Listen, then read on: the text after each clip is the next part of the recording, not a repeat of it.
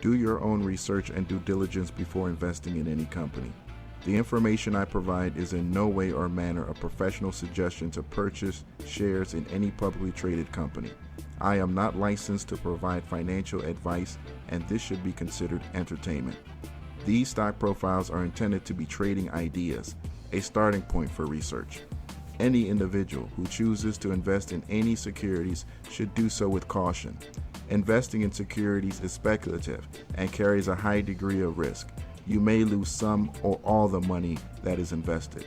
Always research your own investments and consider consulting with a registered investment advisor or a licensed stockbroker before investing.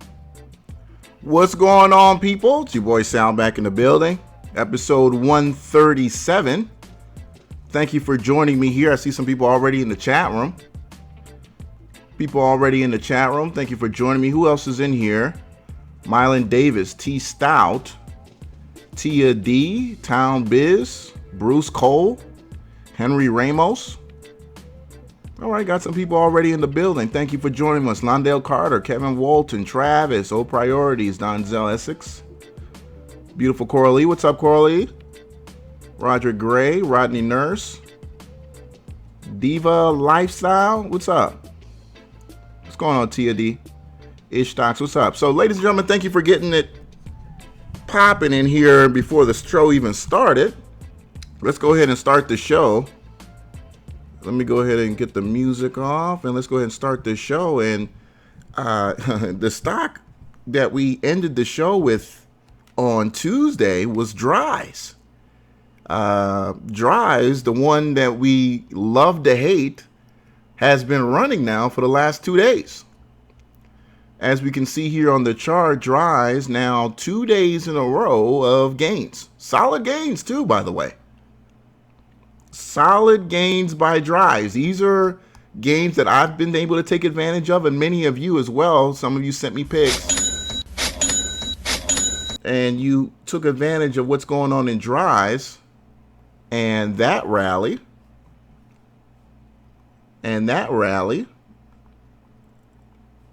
So Dries now 2 days in a row. As we said, when it comes to Dries, the first day is always a so-so. And it was actually a strong first day for Dries. It was a strong first day. And then we had nothing but bullish confirmation today on Dries. Almost 20. Actually, I think we got to a high of almost 28% before settling at 31 cents a share for Dries, now at $1.90 a share. So we'll see what happens now with Dries. The 20-day moving average is up there at 275. Not saying we're going to get there. But, man, you can't deny, the profits that Dries has delivered over the last 2 days. Very, very nice. Jeff there, you say you wrote a letter to Dries' financial officer. Okay, cool, man.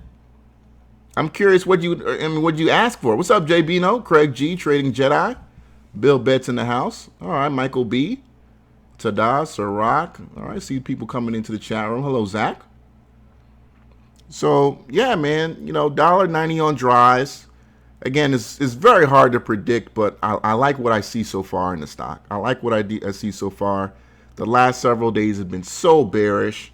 Many of you had already given up on the stock, but sure enough, it looks very nice. Yes, whether you're looking at the 5, the 15, the 30, the hour chart, it all looks very solid on Dries for another very aggressive day tomorrow. I hope. All right. So today we also had another stock that I've been tweeting about. Pretty much the only two stocks I've played with the last 2 days has been Dries and OCRX. Both of those have been delivering really, really solid returns for investors. And that one started with an incredible breakout pattern. Yesterday. And let me just looking for that OCRX. Yeah, OCRX was the pick. Okay, hold on. OCRX. All right, 2 days in a row again of gains on those. On that chart, OCRX. And OCRX started with a beautiful breakout on yesterday's chart. As you can see here, it started a high on the 9th in the morning. It pulled back after the first 30 minutes and then went and broke the top. And it was a solid breakout. And I think a better picture is on my Twitter. In fact, let me pull that up. And it just a really, really solid 2 days in both of these stocks. And let me see, this is a better pick. Yeah, I'm going to take my Twitter pick. Save this one, OCRX, because I really want to show you guys that pick.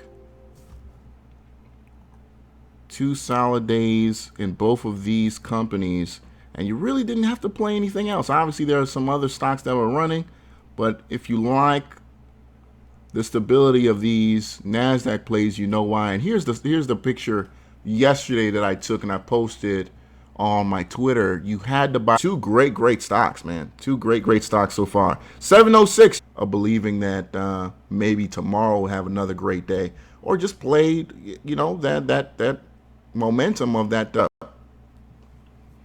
Yeah, what's up, man? This is XF from Augusta, Georgia. How you doing today, man? Appreciate it. What you got for us, man?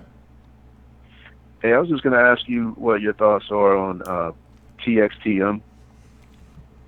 TXTM, OTC play. Yeah, I don't really know what's going on with this thing anymore. They had a really good beginning of the week, but it hasn't done anything. So I'm thinking momentum's dried up, man. And, the third, whoever put out the alert had a really good list, but it seems like the 18, 17 cent gain that you would have got out of it if you played the first 20 minutes and just got in the first 30 to 45 minutes of the morning when it breaks through that high, even on gaps, even on stocks that have confirmation today as well, when the stock didn't gap up, but actually, rode higher 30 minutes, as you can see right in the middle there, pulled back, and then the breakout after the first 30 minutes, beautiful breakout. Still up because I'm still up, and I bought the breakout on that one on OCRX. All right, so if we had some fading tomorrow, I'll sell, but really right past it on OCRX today. In fact, on the 5-minute chart, if we take a look at that, you see it right here. Just left it in the dust. No, they pull back, retest high, and break through. You buy that. And if you bought that breakout, you're still up. You're still, it's dried up, and I think TXTM is going to continue to just kind of go down sideways now. Hey, okay. No retest or pullback of any kind. So to benefit from OCRX's run today, you had to really be in yesterday, or you just rode higher and did not retest the previous day's high. It did not retest the previous TXTM. We've had several guys call up on this stock. These had, almost like 2 days of successive runs, but for the most part, it looks like momentum's drying up to me, man. I mean, when we talk about and actually last week, right? What was that, third? Let me see here. They had a really good last week, Thursday, Friday of last week. I figured I called just to see what your thoughts were on that. I picked up like 100,000 shares at 0.0015 just to see what it would do, but I agree. It does look like it's kind of salty right now. So. Yeah, I mean, it's just the momentum isn't there. If you pull up the chart and you look from, February started off really good. Late January, February started off really good. And it looked like a stock that was pulled back and could retest highs, but, the volume just isn't maintaining itself for it, for us to really use that as a consideration that this stock could be doing something soon. So in my opinion, I think it's dead, and personally. Okay. All right. Okay, man. I appreciate your opinion and everything, man. I definitely enjoy the show. And y'all take it easy, man. Appreciate it. Thanks for the call, man. Yeah, TXTM, I feel like it's drying up to me. Mr. Lloyd, what's up, man? Man, listen. I don't normally call in plays, so I'm feeling something, okay? Okay. Oh, man, I can't even breathe right now just because, everything that I've learned is just really just forming together. I kind of been like the Lone Ranger for the last few months just because I need to quit depending on people to help me to get to where I need to be. I need to learn it myself. So So for the past few months, man, I've been using my Robinhood account to learn how to take profits. Okay. Because that's the hardest thing for me to do is taking profits. And when I get $50 out of Robinhood, I'll take it. You know what I'm saying? I'll just keep taking it. But, you know, when it comes to options, man, it's really hard for me to take profits. But I ran across a play on my phone today, and I got to think, you know, Steve Neeson's candlesticks and Bigelow's patterns and stuff like that. And so it helps me to recognize things a lot quicker. So I was at work, and I did my little scan from what I like to do, and I ran across CLSN, and I had $500 in my Robinhood account that I just threw it all up in CLSN at 25 cents. Yeah. Okay, because it was a bullish engulfing. There was a doji there. Anything follow after a doji is basically momentum. So I made I'm at $179 right now. Even though that's not a lot, you know, because I made more money than that, but it's a solid return. My Robinhood account. Yeah, it's a solid return, man. Right. But look at that, man. That's a nice play for everybody to get in. I'm not promoting that play, but it's a NASDAQ NYSE play. It's a real play, a cheap play, and it's at the bottom. It's not what do you call it? Halfway at the top. You know how you see that shit? It's like halfway to the middle, you know. It's there. You can see it's the beginning of momentum. Now, do I know how far it's going to go? I think maybe the next test is probably 50 cents. So I don't know what you think about it, man, but CLSN is going to be my hot play. You know, I don't give out plays on them. I always give out advice. Right. So I'm really feeling it. And it was kind of cool, man, just to watch that go from 25 cents to 34 cents, you know, and just watch it grow. I mean, I don't never normally play anything under $1.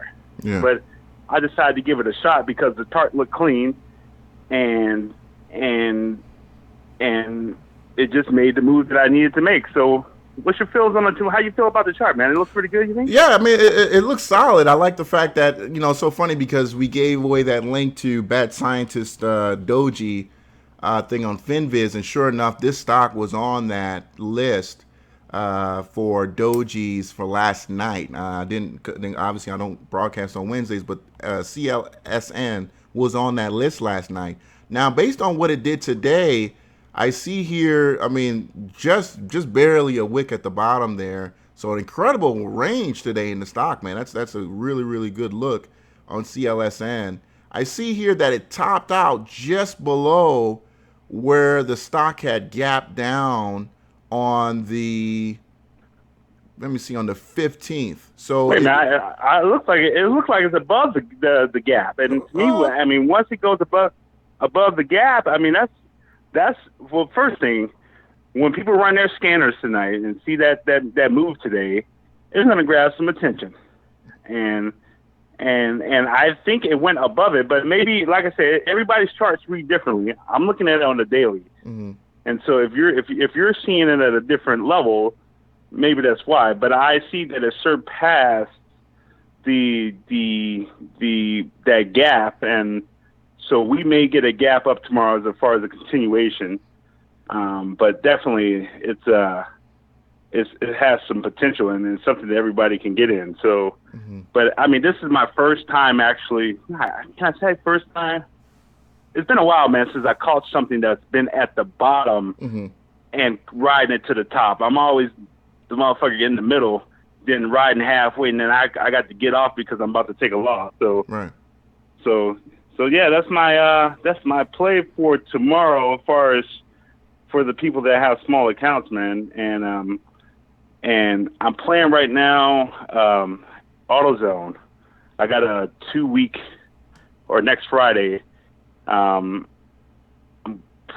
if it doesn't close below 7:15 by next Friday, I'll have $1,200.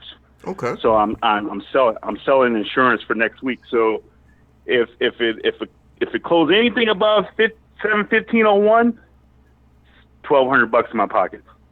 So basically it's a 1-to-1. So I put in $1,200 to get $1,200. So, I got hopes that it's going to make it. If I see too much of a loss, I'll pull out. But I have 8 days left to sit on this trade, so there's no worry for me to because sometimes when you play weeklies, it's kind of you go into panic mode. So I decided to go a little bit further out. But other than that, man, how's everything going? Good, man. Really, really good. As I started off the show, Dries, OCRX, those have been the really two solid plays people can take advantage of. Can we just leave Dries alone? Can we leave Dries alone, man? That shit has dried up. It's a money maker, man. It's a money maker. The last 2 days, you're up almost 40% in the stock in Dries. So, look, I understand, but I play the momentum, man. And if you take advantage of it, you can make it work for you. But thank you so much for the call, Mr. Lloyd. I really, really appreciate it. Hey, no problem, brother. Thank you so much. Hey, man, you have a good one, all right? All right, you as well. So shout out to Mr. Lloyd. Appreciate the call, man. And just real quick on this CLSN, I like it. It was a solid momentum play. I don't know how far it can continue to keep going because I do see there is a wall at 40 cents. There is a wall there at 40 cents. So I'm going to agree with him on that there's a wall there at 40 cents. So very dangerous, I think, for somebody who's coming in a little bit late, but who sees, who knows what happens tomorrow on the stock. But I think obviously, he took advantage of what happened in it today, and I think today was the day to really make your money in it. 267, you're on the air. What's up? Hello, 267. All right, 267 is out the door. All right, so let's again. I see somebody bringing up MMEX in the chat room. Look, MMEX is a scam. It's a scam. Sure, it's up. Yes, 3 days it's up. But, you know it. You know it's a scam. I know it's a scam. So whether or not it's up or not, when it's actually up and it's got decent volume, I just know it's a scam. But I know some of you guys are playing it and, you're enjoying what you're seeing in the stock. But, again, it's up to you. It's your money. I'm not going to play it. It's your money. If you want to play it, by all means, do yourself, what you believe is justice. But I'm good on it. Look at the chart. Look at the 10K. Look at any financial document the company's released. So again, it's your money, not mine. But it's my show, and I can decide what I want to talk about. I don't want to talk about it. It's garbage. Because if it didn't go that way, and I was like, oh yeah, MMEX, everybody jump on it, and then it's shitting on itself. Everybody calling, well, you said get into the stock. All right. ACOL. I don't know, man. ACOL had an incredible run at the beginning of the year. It's cooled down some, but I think if you want to get in now, maybe this is the opportunity for you on ACOL. If you're looking to play the rebound, whether or not it rebounds or not, I'm not sure on that, but it is what it is. Yes, Master 82. Okay, all right. So we had a situation where the guy who promotes GIGL called up here last week and said that some news was going to be coming out on Giggles and Hugs. Well, sure enough, the day that he said that news was going to come out, news didn't come out. So the stock took a little bit of a drop. But, he really, really, got back to me, said, hey, look, unfortunately, it didn't come out the day we said it, but look at the news, look at what's, the stock has done. And sure enough, Giggles and Hugs has been on a bit of a roll here. GIGL, they reached out to, what's his name? Something Michaels? Some shit named Michaels, Lauren Michaels, or some crap like that. And I guess Giggles and Hugs got a premier sponsor. They're giving her a lot of shares, but sure enough, she's got some reach out here, and she's going to maybe help the stock go higher. So we'll see what happens with Giggles and Hugs. GIGL. Yeah, we'll see what happens with that. I did see BLKG run. Bill Betts. BLKG is another OTC stock.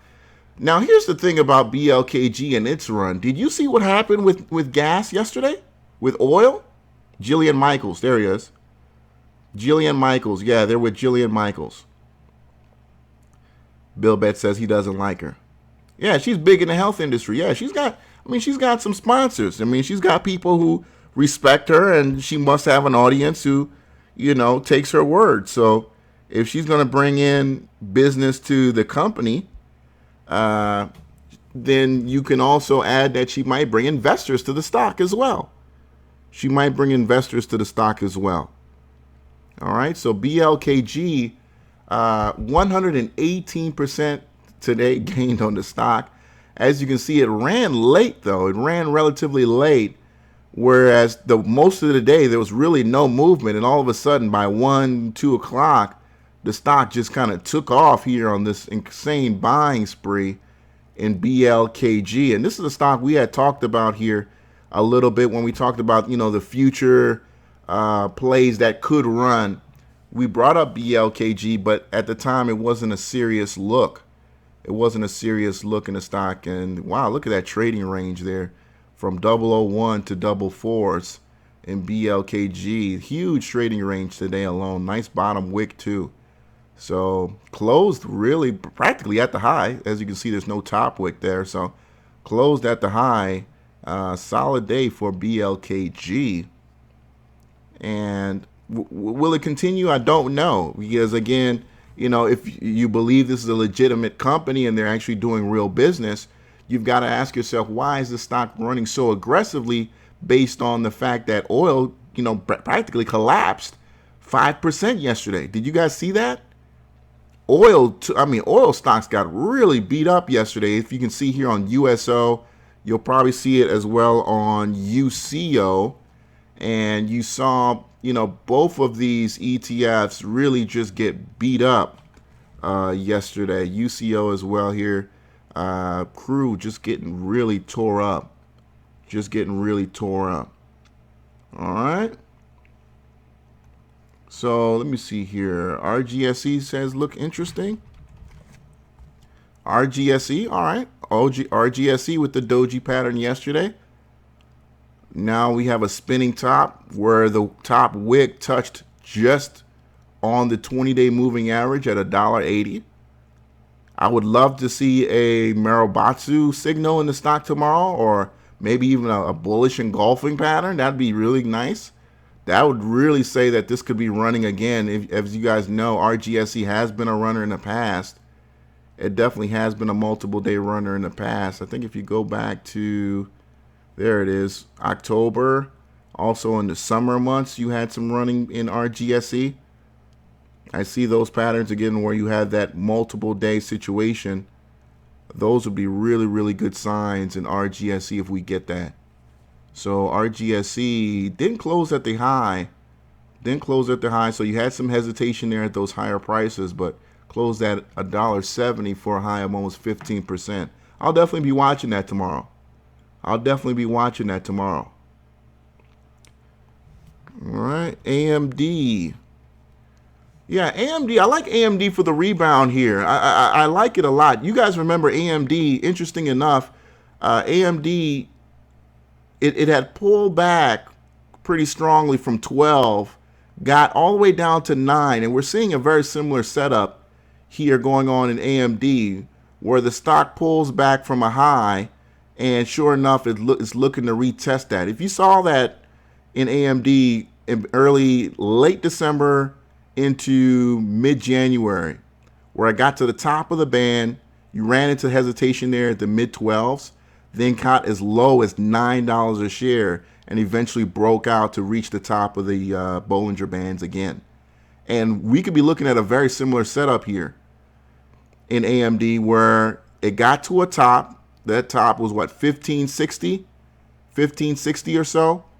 Hesitation. Now we've got all the way down to the bottom of the bands, the 1240s, which was the previous resistance point. So now using that resistance as support, as I just showed you on the screen.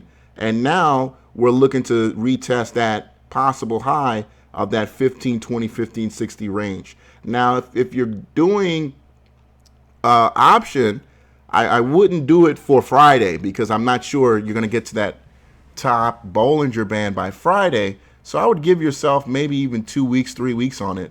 But I definitely believe you're going to get back to those tops in AMD. Yeah, I think you're going to get to those tops at the $15 relatively soon again. All right, but give it some time here, though. Give it some time here. All right, as the title of the show starts and tells you, we have not pulled back even 1%. We have not pulled back even 1% in the market for the last 100 days, 102 days to be exact. So not only are we incredibly due for a strong pullback, the very fact that the market is still hot shows that you still have the opportunity to play it to your advantage. All right, but no, we definitely are due for a strong pullback eventually. We definitely are due for that. Yes, I did see that, trucker. I did see that. All right, I definitely did see that. I definitely did see that. All right, XTNT. All right, doji pattern yesterday. All right. Unfortunately, we didn't get confirmation of bullish action today in the stock. The sellers definitely owned the day today. They definitely owned the day today. So not long enough to be called a Maribatsu, but definitely sellers were on board today in XTNT. All right, volume wasn't as aggressive either, too. Strong, So I'd look at that tomorrow. If it's a stock you're in, I wouldn't be too scared yet. All right, although there was selling, it wasn't overly strong. If that's a stock you're looking at. All right, MJTV. All right, MJTV strong. Volume today for the stock, you're at what, just under 0.015 in the stock, actually above 0.015. 600,000 shares traded. Nice volume in the stock today. It's a weekly high. Actually, the stock hasn't seen that kind of for over a month, almost a month since it's seen that kind of volume. So good news on that. Yeah, and Tristan, what do you have to say with your AUPH, man? Tristan, I see you in the chat room, man. I mean, AUPH has been tearing it up, bro. I mean, this is just, I went for the ride on Monday and Tuesday. Monday and Tuesday, I was in AUPH. Yesterday, I left it alone. I'm thinking, okay, it's going to pull back a little bit. Doesn't. Today, I'm like, okay, we're definitely pulling back today. Nope. Another 60-something cents on the stock. So now, I'm mad I didn't stay in, but at the same time, we had some other stocks today that were doing some things that were a little bit more predictable. But here we have AUPH, and what scares me is that because here on the daily charts, we're above the bands. So technically speaking, you can look at this and say, okay, we are undergoing very bullish momentum, but logic says that we're above the bands, then a strong sell-off is warranted, right, to get us back to some technical discipline here. But unfortunately, right now, that's just not the case in AUPH. We're still above the bands, now at 778. I think we are running out of that bullish energy, though. We are running out a little bit on that. So I'm going to actually looking at AUPH as some selling could be very near in that stock. So I'm looking at it as a possible short. You got them almost like about $3 worth of value that has gotten into the stock now over the last week and a half. Not saying all of that will be erased, but I think you can get at least $1, $1.50 on the short side in AUPH eventually. Just not sure when right now because we haven't gotten the sign. Yeah, definitely overbought. Yeah, I agree with you, Tristan. Definitely overbought, but we'll see. And I'm looking at the news that came out here. Looking at any possible news that's coming out. Let me see here. This company ACTG just released some news there at 4. What was that? 4 o'clock. ACTG their fourth quarter earnings, which was so-so. I mean, they missed on a lot of things. Revenue was down, so we'll see how it reacts. I see after hours they're up about a nickel on a couple purchases on level 2, but other than that, nothing strong there. Nothing strong there, but the bands were, I wouldn't say tight, but it's interesting. It's an interesting look right there on ACTG. Not saying anything can come out of it. Not the cheapest stock in the world at 580, but we'll see what happens. But I'm definitely watching the news wires after hours here for anything strong. I don't see anything yet that catches my attention, but I did see SKLN, one of Profitly's favorite plays. SKLN, they released a article here at 5:30 about Skyline Medical to hold a business update conference call. Not the strongest news, but again, this is a relatively low float stock, and it can move on things that are that trivial. So just watch SKLN tomorrow. 786, what's up? What's going on, Sal? How are you doing today? Doing good, man. Who am I speaking with? Henry. I'm actually I'm in the Discord chat room as Moneybags420. Okay. So yeah, actually I wanted to call about TXTN today. It's actually right now the only play I'm currently in. Okay. But I've been looking at the chart. I mean, I follow it. I try not to follow it too tightly because I'm trying to be in it for the next couple months, just because of news that I feel they have planned over the next 2 months. It basically has been a lot of rumors, but they're proving on Twitter, I think, to kind of be given little clues as to kind of what they got in the plans. Just because I know they're really, people are wanting to get in because they're trying to get into cannabis and using that as far as they got already a pharmaceutical merger they got going. I don't even think it's completely finalized, but that's when they started to pop off when they announced the merger.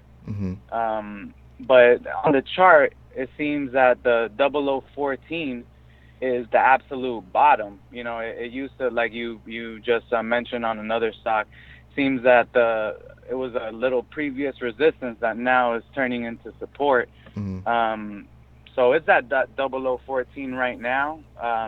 And I mean the chart, if you look straight at the chart, doesn't look very bullish. Yeah, because because it seems like we're running out of volume here. Like we're losing a bit of some attention in the stock, and but if you're looking, if that's your your time horizon, I mean, you're talking 60 days, I think possibly. Yeah, I mean, it's had some active history in the past here. It's been a hot stock over the last 90 days, and if you feel that we got some news coming, then sure, I think it could definitely move on any kind of incredible news as you're talking about. But yeah, in the short time, I think you would agree with me that you're probably not going to see anything strong here coming, right? Yeah. I mean, personally, I've been a little disappointed, just because of the size of the rumors. So I mean, I'm still, I don't have 2, 3, 4, 5 years investing. So, I'm just trying to be real speculative at the moment. I don't have $1,000, $2,000, $3,000 account, so I can't really, make the type of money I want to make with, these over $1 stocks. But, I'm just trying to shout it out for some people trying to, hit some big bucks on something that's really not that expensive at the moment. So it's at its bottom, for some people that want to get into some cannabis that's not, U.S. cannabis. It's actually South Africa based. So yeah, man, just shouting that out, man. Again, thanks for everything, man. Really put me on to stocks in a big way with the whole group and everything you guys do. So I appreciate everything, man. Not a problem. Appreciate it, Moneybags. Thanks for the call, man. So shout out to 786 Moneybags in the Discord room. If you don't know, the Discord room, nice place to chat it up with guys. I saw some guys today at the Stock Talk during the day chatting it up. So I saw you guys there in that Stock Talk live chatting it up. So I always go in there and peek my head in there. But I'm like a sensei during the day when I'm trading, man. I can't have maybe some CNBC, my favorite jams in the background. But for the most part, I don't like running my mouth. You know what I mean? Because I'm shorting, and when a trade goes against you, it can go against you real fast. And the last thing you want to do is be able to, say you can blame it on the fact that you was running your mouth. But to shout out to the guys who can talk and trade at the same time. I can't, but shout out to the guys who can. All right, TXTN. That's the second call on that stock. And I'm kind of surprised that many of you guys still, obviously news is very, very important, but we just had an incident here in the chat room on the show where we had the same kind of hype on the stock called MKAU. Remember that?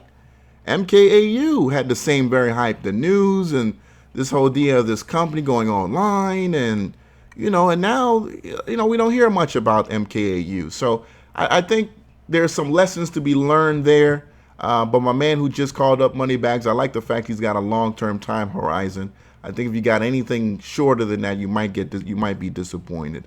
But learn from what we just went through with MKAU. That sometimes promises, especially from the company, don't always happen. Don't always happen. Someone talked about NVIDIA calls did well to this week.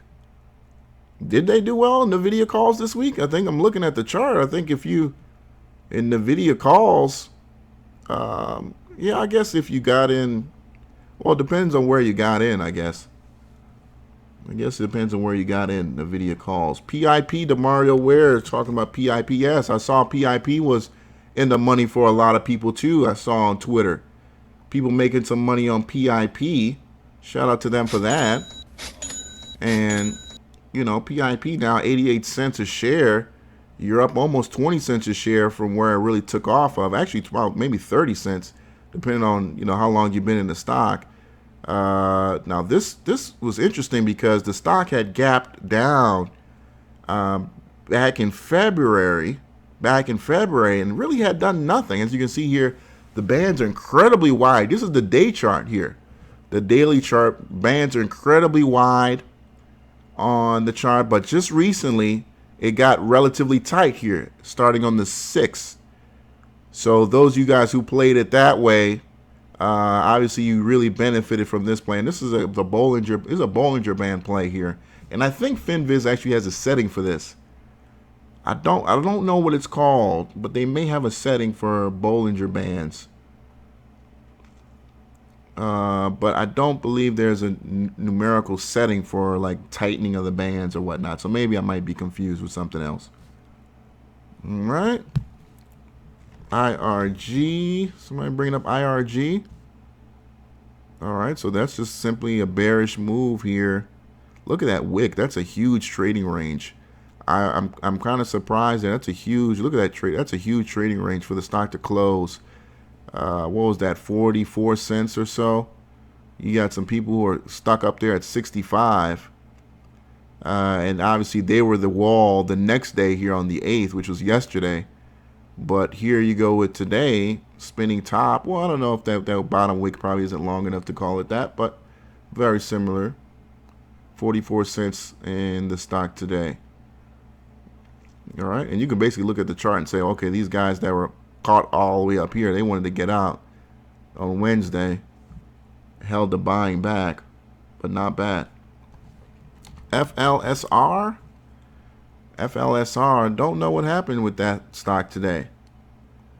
OTC play, FLSR. Oh no, got FLSR. Oh no, hold on, I gotta look at something. Looking at it somewhere else here. Let me see. FLSR. Okay, yeah, this is a stock some of you guys have brought up before last week and whatnot. Okay. They say that they're a wholesaler to a lot of small mom and pop shops and whatnot Don't know too much what's going on with that one. So if you do, let me know on that one. Let me know on that one. Okay. Yeah, but I don't know what's going on with that stock. HEAR. HER. Now this, I like here because here can run, and it has run in the past, as you can see here, a day or two ago. And in fact, if you go a little bit further, in the chart, let me get back to the daily chart. It had very, very aggressive late 2016 run, where you had a couple consecutive days, and then you had where the stock will, take off, cool, as you can see here. If you guys remember that, here ended off the year very, very well for momentum traders. All right, the stock is down 24% now. 24%. I would get into this. I think if your time horizon's a little bit, I'd play that. I'd play that. Depending, see, maybe even tomorrow you could get it even cheaper. Possibly could get it even cheaper. I know the RSI is ridiculously low right now. Let me see here. And the selling on the stock today, let's see here. That's a strong sell-off with the gap down. Find out what the gap down was about. But that was very strong confirmation of some bearish energy in that gap down. And sure enough, as you see here, the band's tightening throughout the rest of the day. So that was a good opportunity to get in toward the close there on HEAR. You might get a little pop in the morning. Who knows? But at that 106, I would ride that. I would ride that even for a week and see what happens. Yeah, I would ride that based on those bands alone, because where you are, you're just above that seventh price, just above that support that you found in the stock before all of the volume came in there on the 7th, 8th. On the 7th and 8th.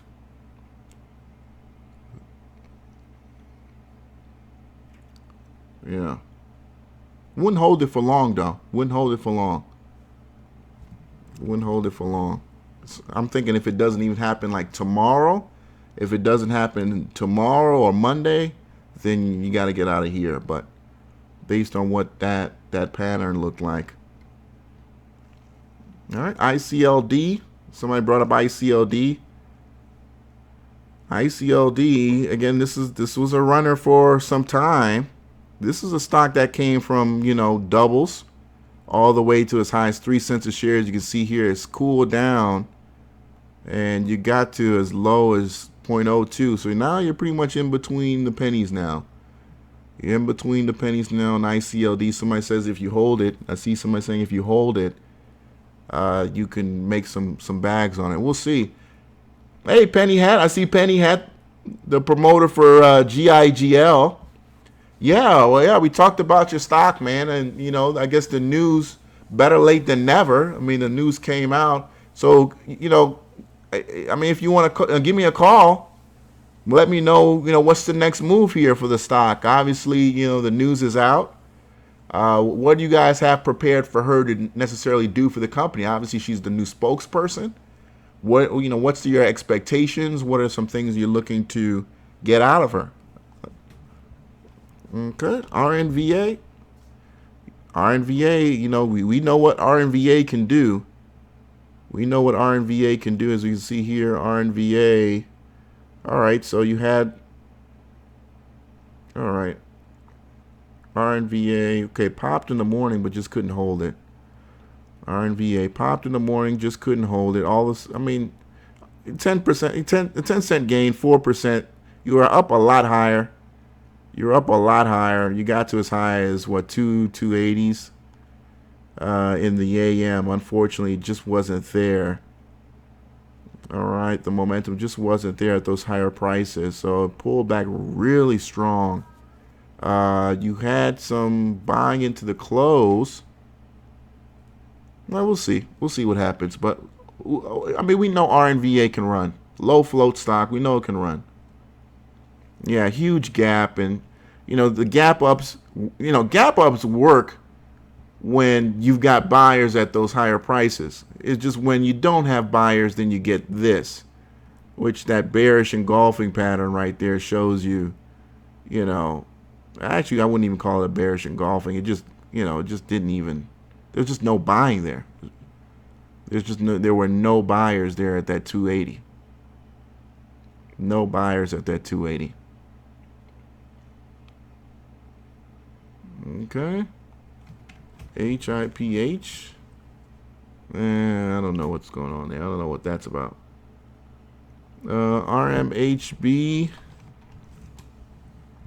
Rocky Mountain High Brands. I don't know. I mean, you guys still fucking with this company or what? Rocky Mountain High Brands. This is another company that we used to have a lot of calls for, but all of a sudden it's dried up. We used to have a lot of calls for Rocky Mountain High Brands, but I mean, it's still up there.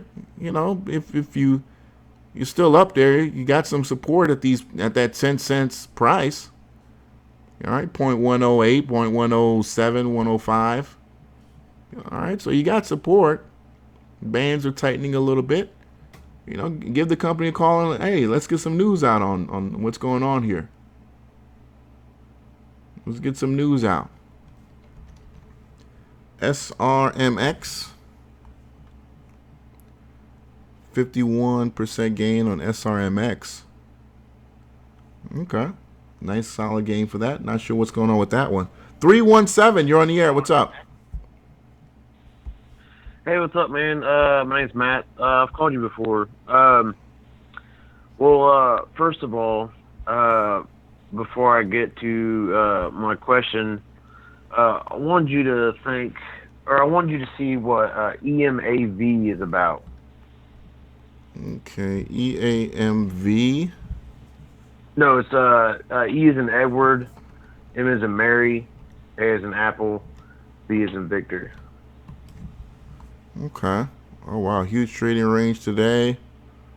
You closed relatively low from the high. Why was that? All right, let me see here. EMAV. Now, how this come on your radar? Is you got an email on it or? I check this website called the OTC.today. Okay. Every now and then to see what stocks are promoted, and then I sort of just take my research from there. I go to that website when I don't find any other stocks that I can get into that I don't see any good trends or whatever. But yeah, this came up, and when I first saw it, it was like at 9:10 this morning, and I saw it all the way up at 140%, and I was like, oh, okay, this is going good. And then all of a sudden, I refreshed my page, and bam, it's at 250%, and I was like, what the hell is going on? So like I tried to check the news on it, whatever, and I could not find anything. I have no idea what the hell happened here. Yeah. But at one point I saw it reach, I think it was like 450%. Yeah. And I did lose some money on it because I did jump into it at later thinking that it was just going to keep going. But it bounced around a lot today. But no, I just didn't know if you had heard of that one, and I'm sure it's it's a little scam company or whatever. But I just didn't know what you thought about it. Yeah, I mean, it looks like it was just a pump. It was a one-day kind of pump out of it. I'm not saying it won't run again tomorrow, but it looks like a morning pump where you see all the volume is in the AM. You had a little bit of some carry-on volume into the afternoon, but for the most part, as the profit takers got out there in the afternoon, you started seeing the prices coming down, and obviously the percentage gain coming down toward the later suckers who try to jump in later in the day. So yeah, definitely it looks like an email pump. But I wouldn't jump in it. I mean, if you're in it now, see what could happen tomorrow. You could have what, we have seen sometimes on the show where you have buyers who saw what happened today, like you, who didn't jump in, decide, hey, maybe this is going to do something, and maybe you can sell into the open tomorrow. That'd actually probably be the best thing to do if you're looking to get out of that situation. But no, I don't know anything about what this company is. I'm looking here on Twitter. I don't see anything. No, I don't see any news or anything like that that came out for the company. But just the typical promoters who I know are on Twitter pumping stocks. But yeah, that was pretty much it, man. That's pretty much it. I know you had another stock for us. What was that about? Oh, well, no, not another stock. I sort of had just a question in general. I don't. Again, I'm sort of new to trading and stuff, and I've had some wins, I've had some losses. That being said, like, what do you think is better? This is a straight up beginner question. What do you think is better, trading, determining on news, or trading determining on trends, or both?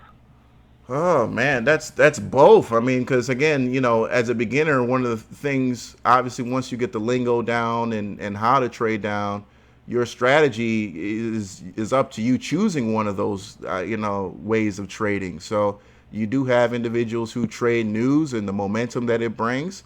And you've got guys who are trend traders. That's a whole different other thing, because that's talking about possibly looking at a week and a half time, depending on how you trade. So that's a tough question, but it all breaks down to how you trade. Are you somebody who likes to trade on momentum? You like the energy of getting in and out on certain percentage moves, or do you like to trade trends where you have a longer time frame and you might be in a position for a week and a half, trading these stocks? Obviously not stocks like EMAV, probably, though.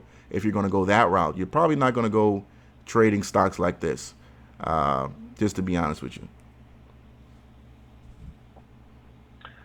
Well, man, you answered it for me. That's really all I got for you guys. So I appreciate it. Again, I enjoy the show. You're awesome. I appreciate it for all the help, man. Appreciate it. Thanks for the call, man. Yeah, I mean, I hope I didn't confuse them, man, because, if you trade news, you can trade anything.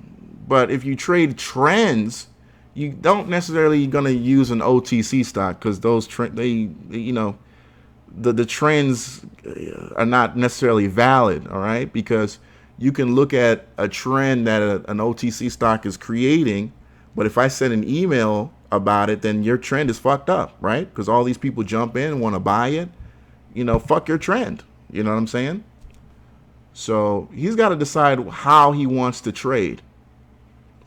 He's got to decide that.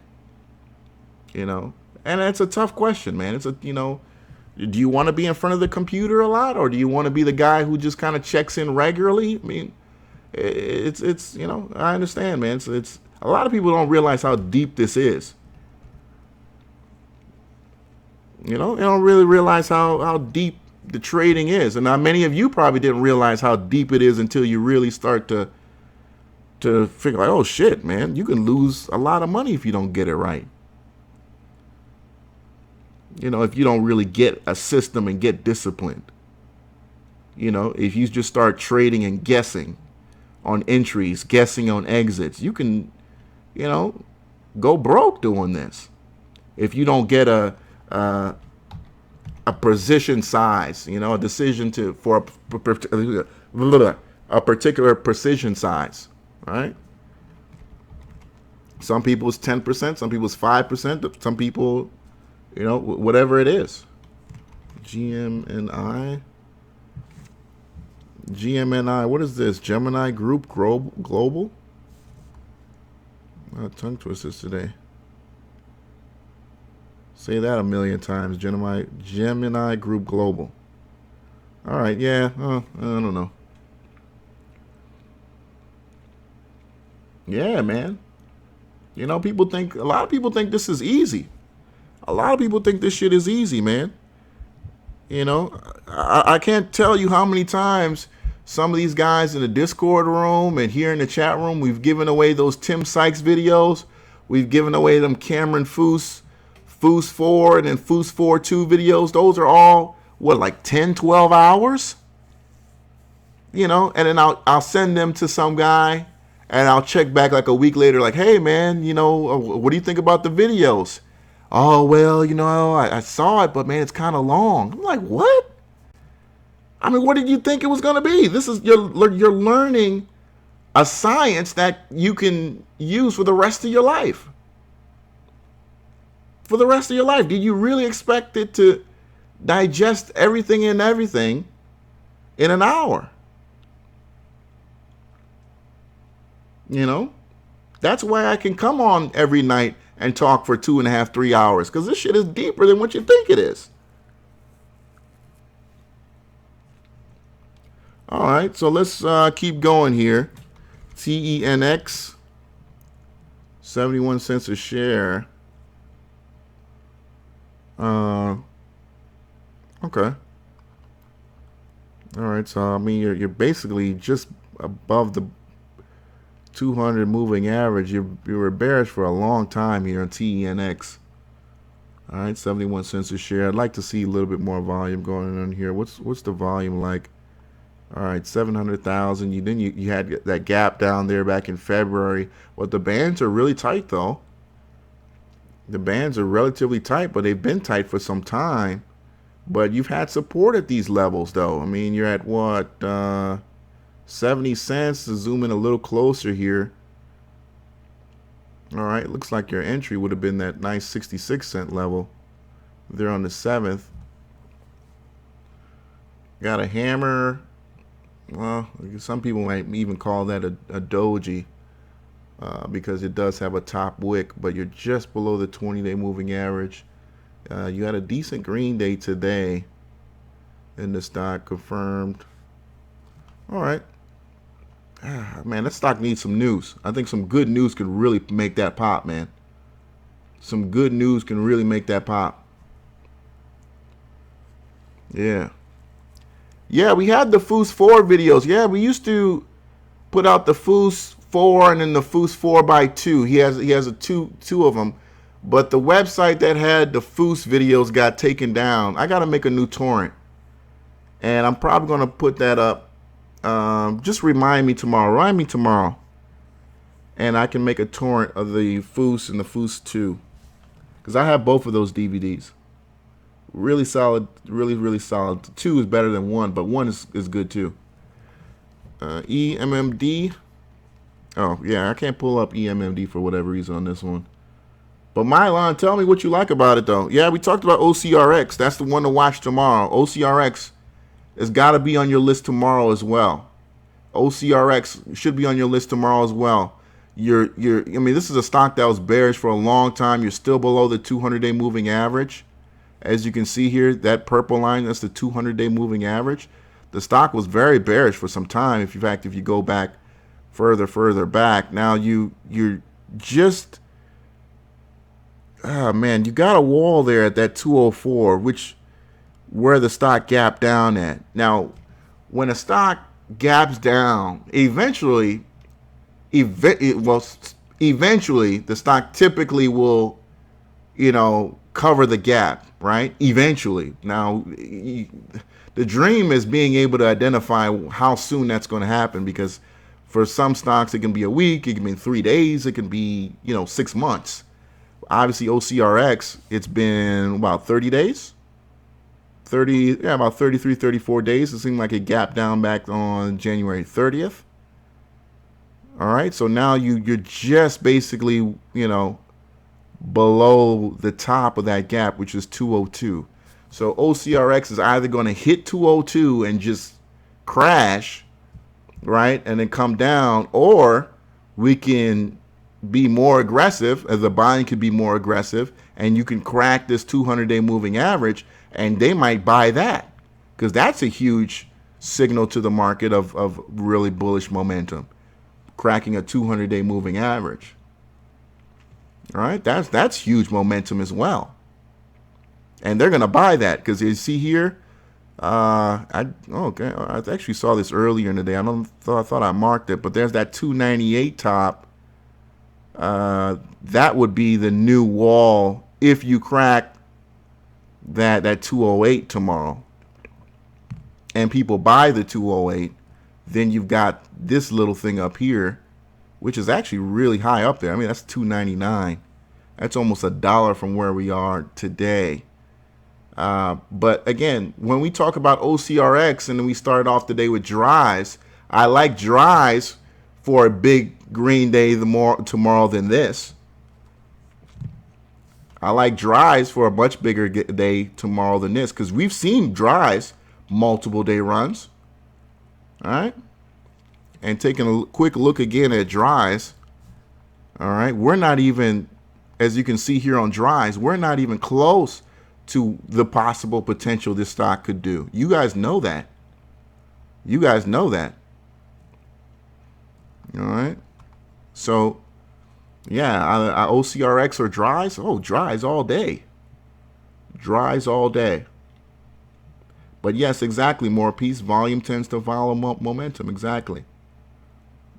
And that's why you see in this situation where you just said, we had 40 million yesterday in Dries. Today we had 84 million in Dries. That's hasn't even been a top. If you can see, if you go back January 31st in Dries, you saw 160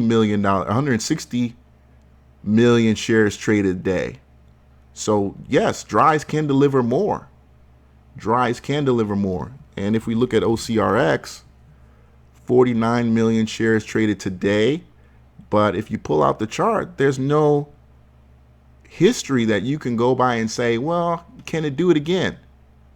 Can it do it again? Not saying it can't. I'm not saying it can't, but you just don't have a historical guide to go by. All right. I hope you guys saw that. Okay. PPHM. Let's look at that. PPHM. All right, so this looks like it was a beautiful swing trade, PPHM. Again, guys, I know we can't follow every stock. There are over 9,000 in the NASDAQ alone. So I know we can't get to every single play. And we, don't get it twisted. We miss a lot more than we see because the market is so big. But with so many eyes in here, we do tend to find, ones that we can pretty much can make some money on. And PPHM, this is a stock that I see it was on our list. We did bring this up, and because I write down the stocks we talk about, and PPHM. Let me see here, and this was a solid swing trade, as you can see here. You had a couple of dojis back as far back as February the 2nd and 3rd. And they've all been followed up by small but consistent green days in the stock. And here you had, again, the Bollinger Bands, and that's why this indicator is so great. It's not perfect, but it's a great way of determining bullish momentum, because that top band confirms that for you in the daily chart. And as you can see here, the candlesticks just hugging all on top of that top band. And awesome swing trade for you there. This could have been your exit, but if you were strong enough to stay in, again, hugging the top half of the Bollinger Band, and now showing some bullish reversals. And here was that doji, and you got confirmation today in PPHM. So probably some bullish momentum coming. You'll look to hit the 20-day moving average, and it could use that as support. Or if it cracks it, then we're talking about possibly going as far back down to this 40-cent 200-day moving average, or maybe as low as 30 cent at the lower end of the band. Hope not, but 904, call me back. 904, you think you're trying to reach me, call me back. Master82, email me, happypennystocks@gmail.com. Okay. SMME, Smart Metric. SMME, was this an OTC play? Believe it is. Yes, it is. Smart Metric OTC play. OTC QB to be exact. 182,000 shares. Here was. All right, so the beginning of February was a lot better than what it is doing now. And here you had, again, hugging the top band. All right. And, of course, you cracked the 20-day moving average, and now you're using the 200 as momentum like so many OTC stocks do. You're either going to be above this and you're looking to reach it, or you're above it. You're below this looking to reach it, or you're above it using it as support for many OTC stocks. And that's exactly what this stock is doing, which is just using it as support. But you really want to see either some news or some volume ASAP, because if you crack this lower, right, as you can see, it's done a good job of using it as support for a very long time. But when it does go lower, it stays below it for quite a bit. All right, SMME. I don't know what's going on with the company. You're going to have to find out.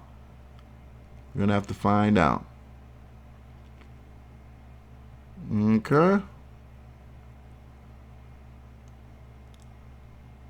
You said Tom G's screen is blurry. I don't think it's blurry. It might be your internet, sir.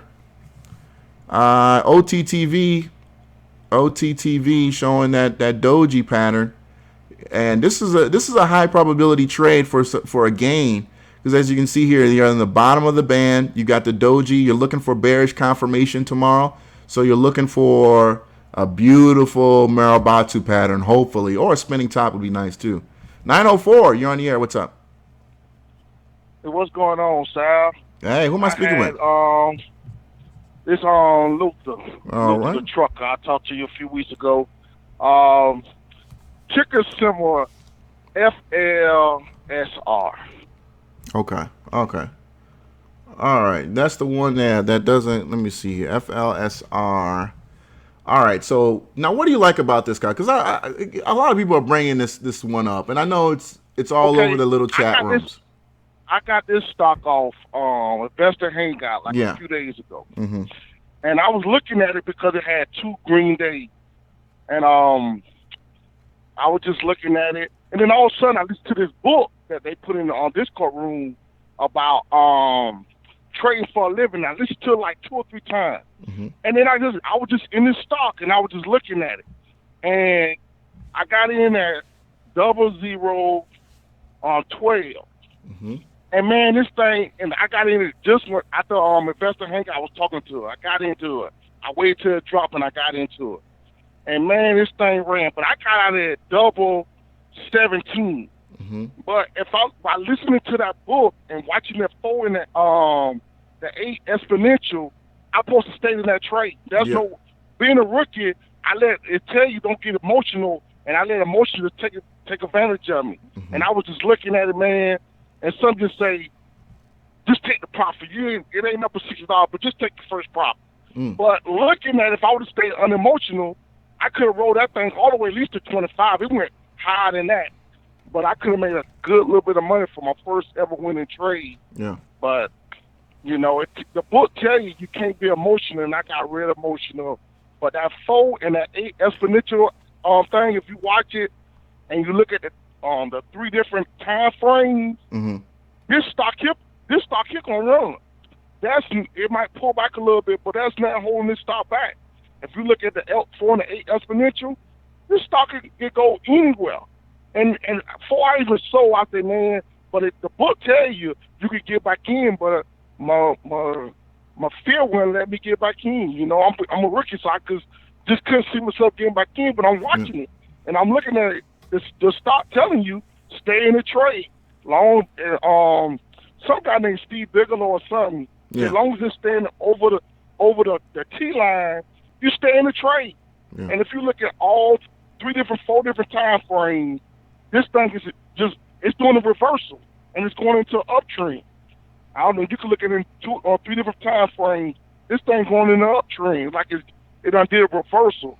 and and I finally figured out what I'm going to be, a swing trader. Okay. Because it's clearly saying I should stay in the trade, and I only made $60, but I could have made a hell of a lot more, man. Right. That thing, I don't know if it's being pumped or it's promoted. Oh yeah, of course, yeah. It's definitely being promoted. It's definitely being promoted. I mean, companies like this, a lot of people don't understand. Companies like this don't run by themselves. Okay, there's one thing I want you to know. There's no OTC stock that runs by itself.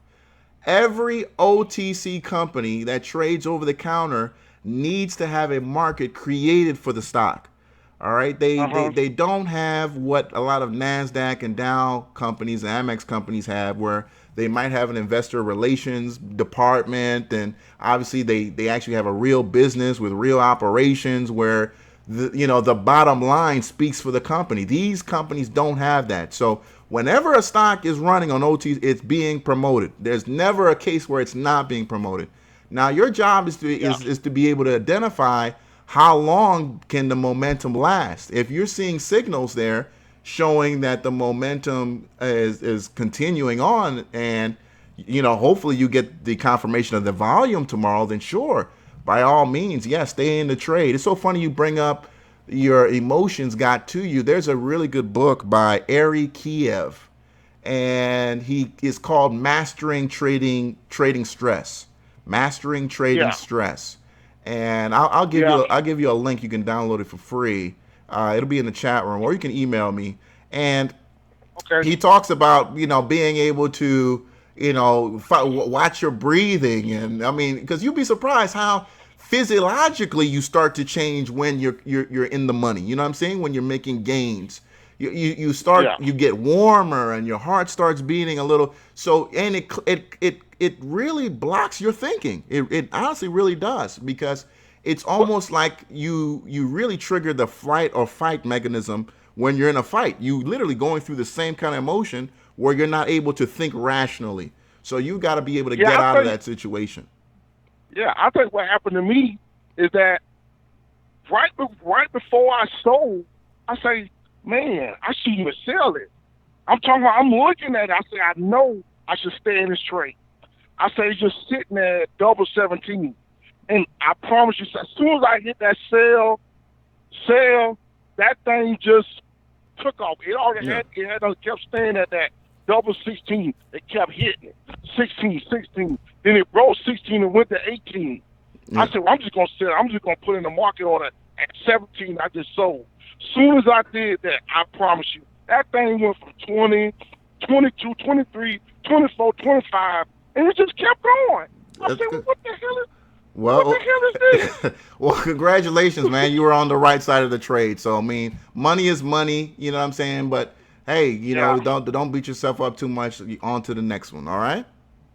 Yeah, on to the... And one more. Uh-huh. Could you tell me, is there anybody know anything about this CBR? I'm still stuck in this trade.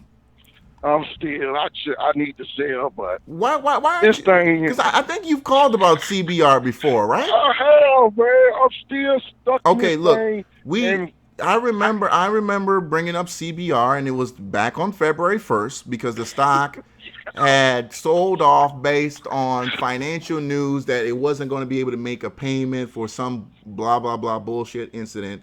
And you had a huge selling on that day. It wasn't even a gap down selling. It was just pure fear out of investors. And I buy that all day because it broke through the Bollinger Band. I looked at the company's books, and I realized they had more than enough assets to uncover or to sell to be able to make that payment. And sure enough, that's exactly what they did. Over the next day or two, and then the stock recovered from, I believe it was 23, and then we got back up to, I want to say 38, and I sold it like 36. But yeah, that was the time to sell. I mean, why are you still holding on to this? I'm just kind of curious. Man, I could have sold at 45 cents, and I let it go all the way back down to where I'm losing now. Why is that? And I just don't know, man. I keep playing like they supposed to came out with earnings today. Now the SEC they gave it to the 315 to get their stuff in order. Wells Fargo to pay back their loan. I called them people today, and they was acting real shady, and I'm like, okay, if it hit, I can take the loss, but really I'm only down $5. So I say if it hit that low that it did at, I think 22 cents, I'll just get out around 23, 24 cents.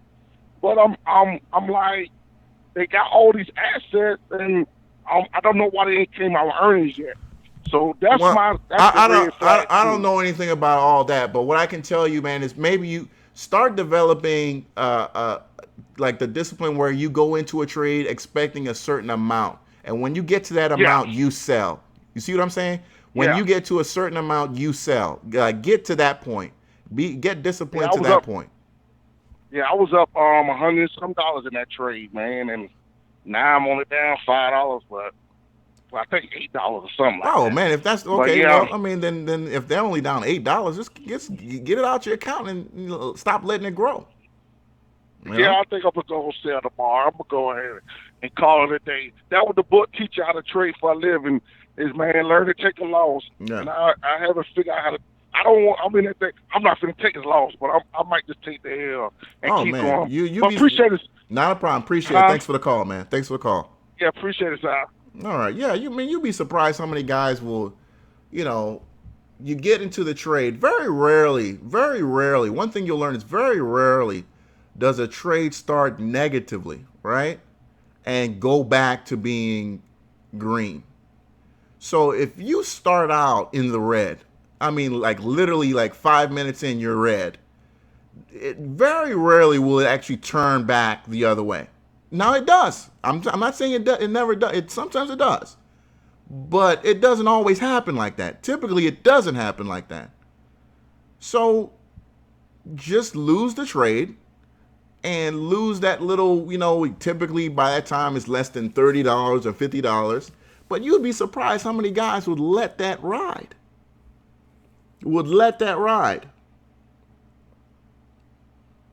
You're down 30, 40, 50, 60, and you'll let it ride. Alex Montez, I got you, bro. We're going to get to the stock, bro. Got a whole 45 minutes left, bro. I'll get to your stock. Yeah, lock in those profits. And we already even talked about PIP already. Yeah, well, I'll cover it again. All right. But yeah, PIP is one of those plays. We actually talked about it. 2 days in gains. We talked about PIP, man. Gap down play. It got really wide. You're getting tighter on the bands. All right. Obviously, you're kind of late on it right now. So let's see if it's not using this 20-day moving average as a ceiling. And what you're looking for is confirmation tomorrow on PIMP to crack that 20-day moving average, which is at 90 cents, which is actually 93 cents. You cracked it today, but you couldn't hold it. That was the point. All right, so you need the big 93. 612, you're on the air. What's up? Oh, Mr. Sal, que te pasa, hombre? Hey, what's up with you, man? Who am I speaking with? I'm Christopher Jewell on your chat room, but I like to be a dollar pimp. Pimp a dollar. Pimp a dollar. Pimp a dollar. All right. Yeah. All right. Well, pimp a dollar. What you got for us, man?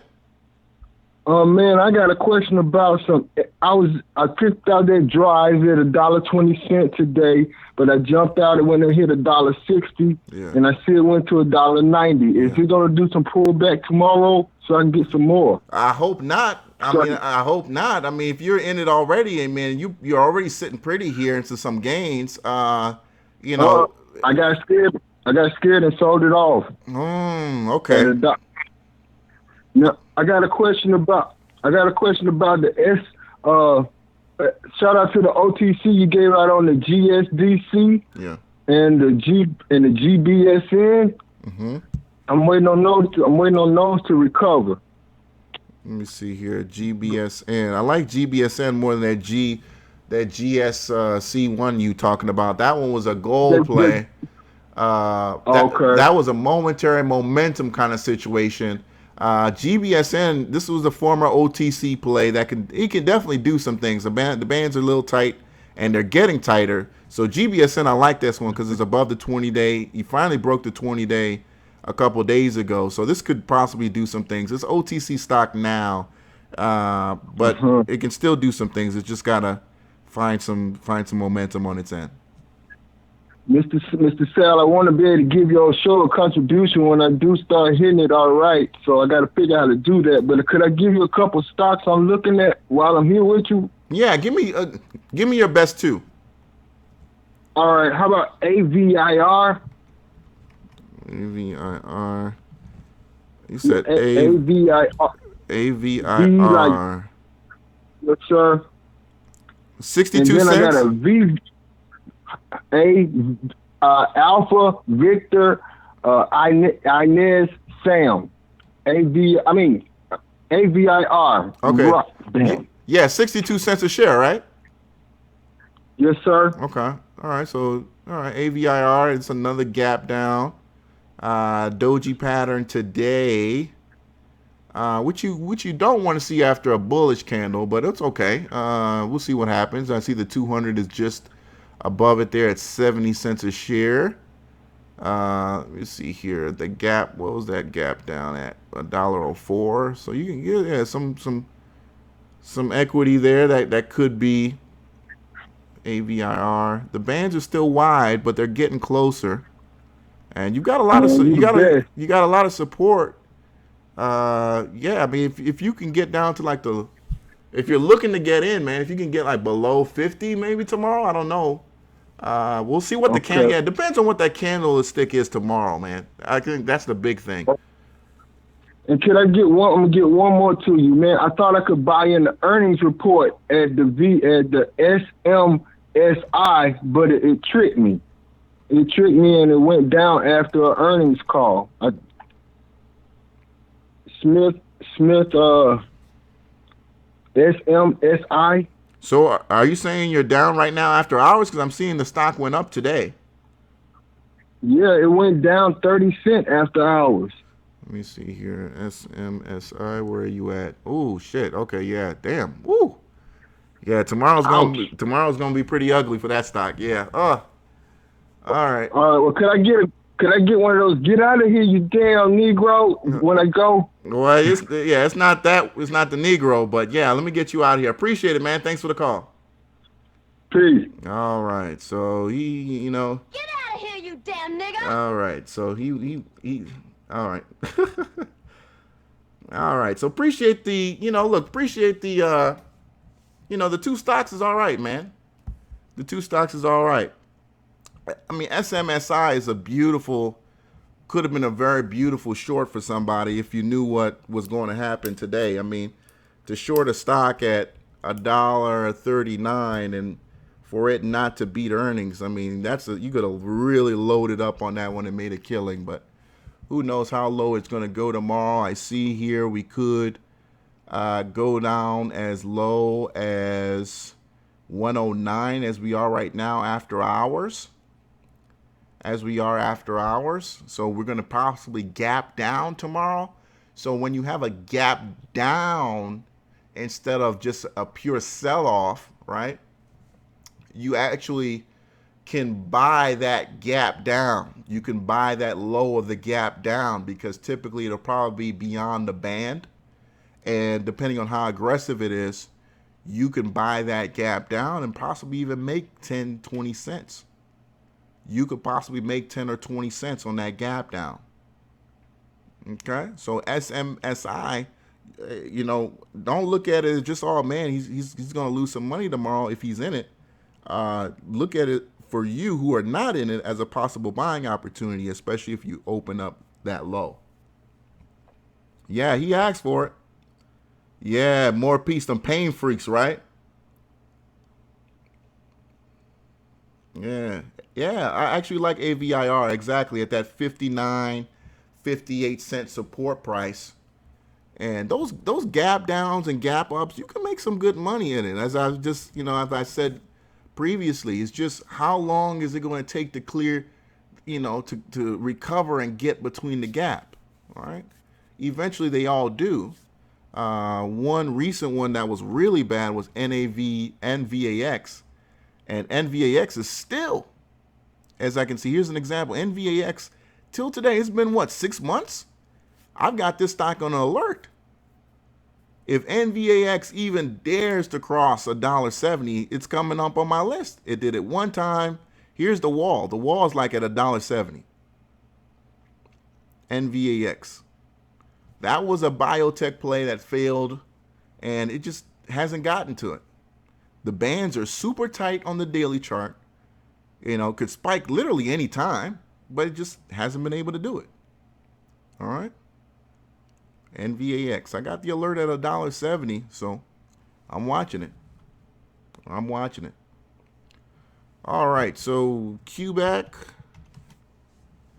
Qualstar Corporation. Okay, look at QBAC.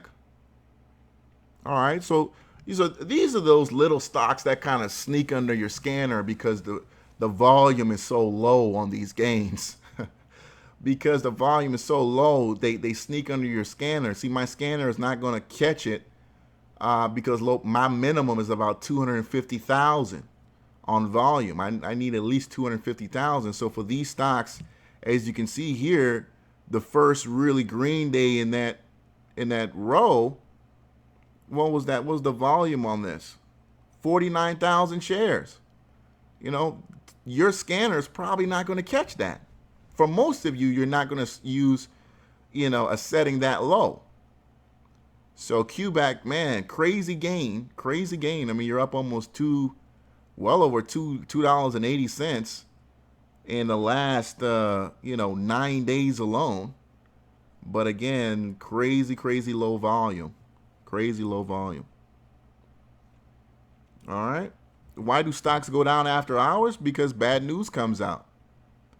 Bad news comes out and people put in their orders, and people who can trade after hours, you know, they decide to sell shares or, you know, put in orders to sell shares at lower prices just to get out. Just to get out. All right.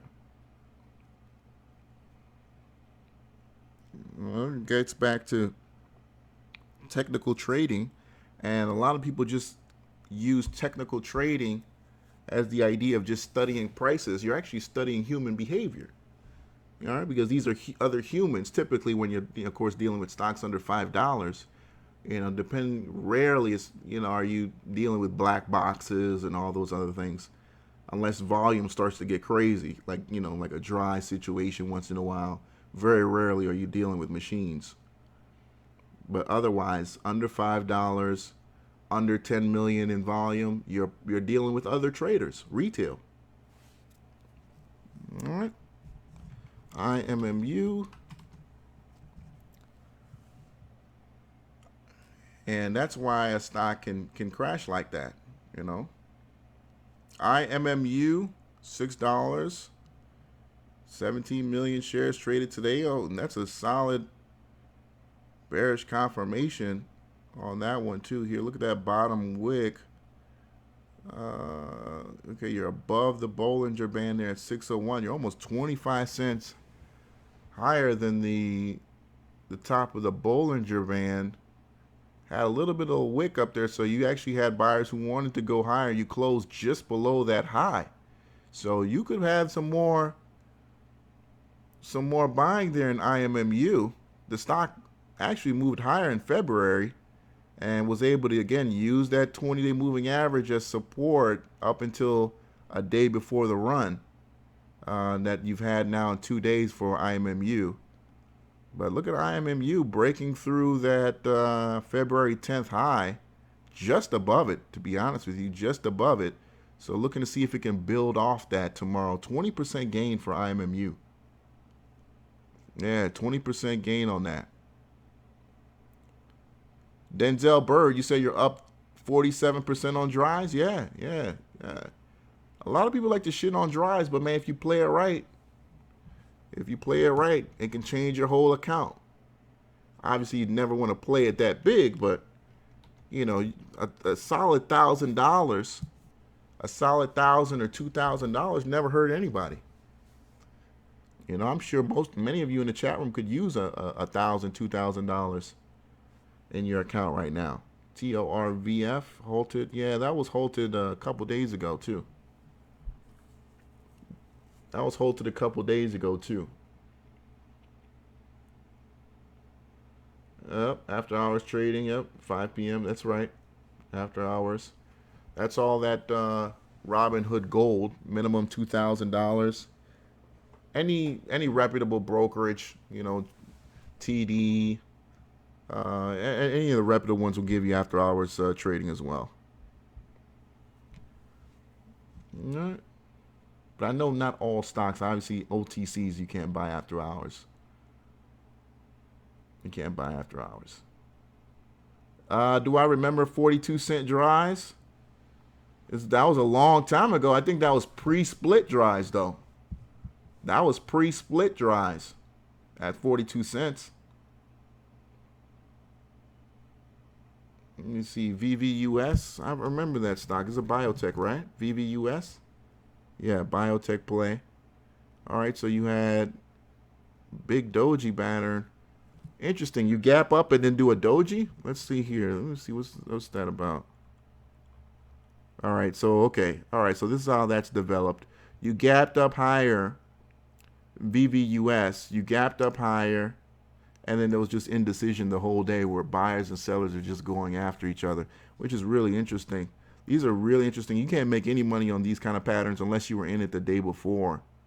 So all you can do is really wait and see what happens tomorrow on that, in this stock, VVUS. All right, so and I can see why there was a lot of hesitation, because the stock hasn't been at this price. Let's see for how long. The stock was pretty bearish. All right, so it's been a couple weeks since this stock had seen 121. And all right, so it's a dollar stock. It's a dollar stock. A lot of indecision today. Doji pattern. You closed at 121. All right, a lot of indecision there. So we'll see what happens. VVUS is the ticker. Man, your guess is as good as mine when we talk about POTN. You know, POTN, I was really excited about it, and if you guys remember, one of my friends called up who was promoting it, and he's like, and I know the guy knows how to deliver. He knows how to deliver, but I know some of you guys who were in it, you were a little bit upset, and the fact that it wasn't doing what it was supposed to do and whatnot. But, you know, I felt like what was going on with the marijuana that week, with the White House coming out and saying marijuana this, marijuana that, it was hurting POTN. But at the end of the day, this is the cheapest pure play marijuana stock out there. Not marijuana, but like cannabis, you know, CBD kind of thing. You know what I'm saying? It's not a pure play weed stock. Let me take that back. It's not a pure play. They sell CBD, you know, infused products. So it's doing its thing, man. 2 great days in the stock. So if you got in, you know, then you're up. You're up in the stock finally. But, you know, a little bit late. All right. Trade or die, you said you got out of it? Okay, cool. You got out of it? Pretty cool. POTN needs more time. Yeah, it could use more time. It could definitely use more time. Probably could use more time. Master 82, you said you were killed by POTN? Yeah. I mean, whenever you go into a stock and the stock literally has you nervous, you're in it too big. You're in it too big. If you've got to watch the chart every second, every 2 minutes, you're in it too big. You're in it too big. Right? Unless that's just how you trade. I mean, you're just, you know, always in it scared like that. But a position shouldn't get your heart rating, you know, your heart running. It really shouldn't get your heart running like that. All right. And speaking of that, let me see if I can, 1 second here, give you guys that book, that link to that book, Mastering Trading Stress. Mastering Trading Stress by Iri Kiev. Really good book. Let me put that into it. Here's the book right here. Mastering Trading Success, Strategies for Maximizing Performance. All right, here is the book right there. That's a really solid library too. So there's the link.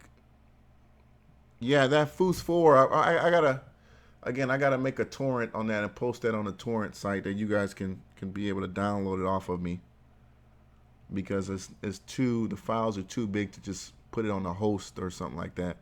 So I gotta create a torrent for it.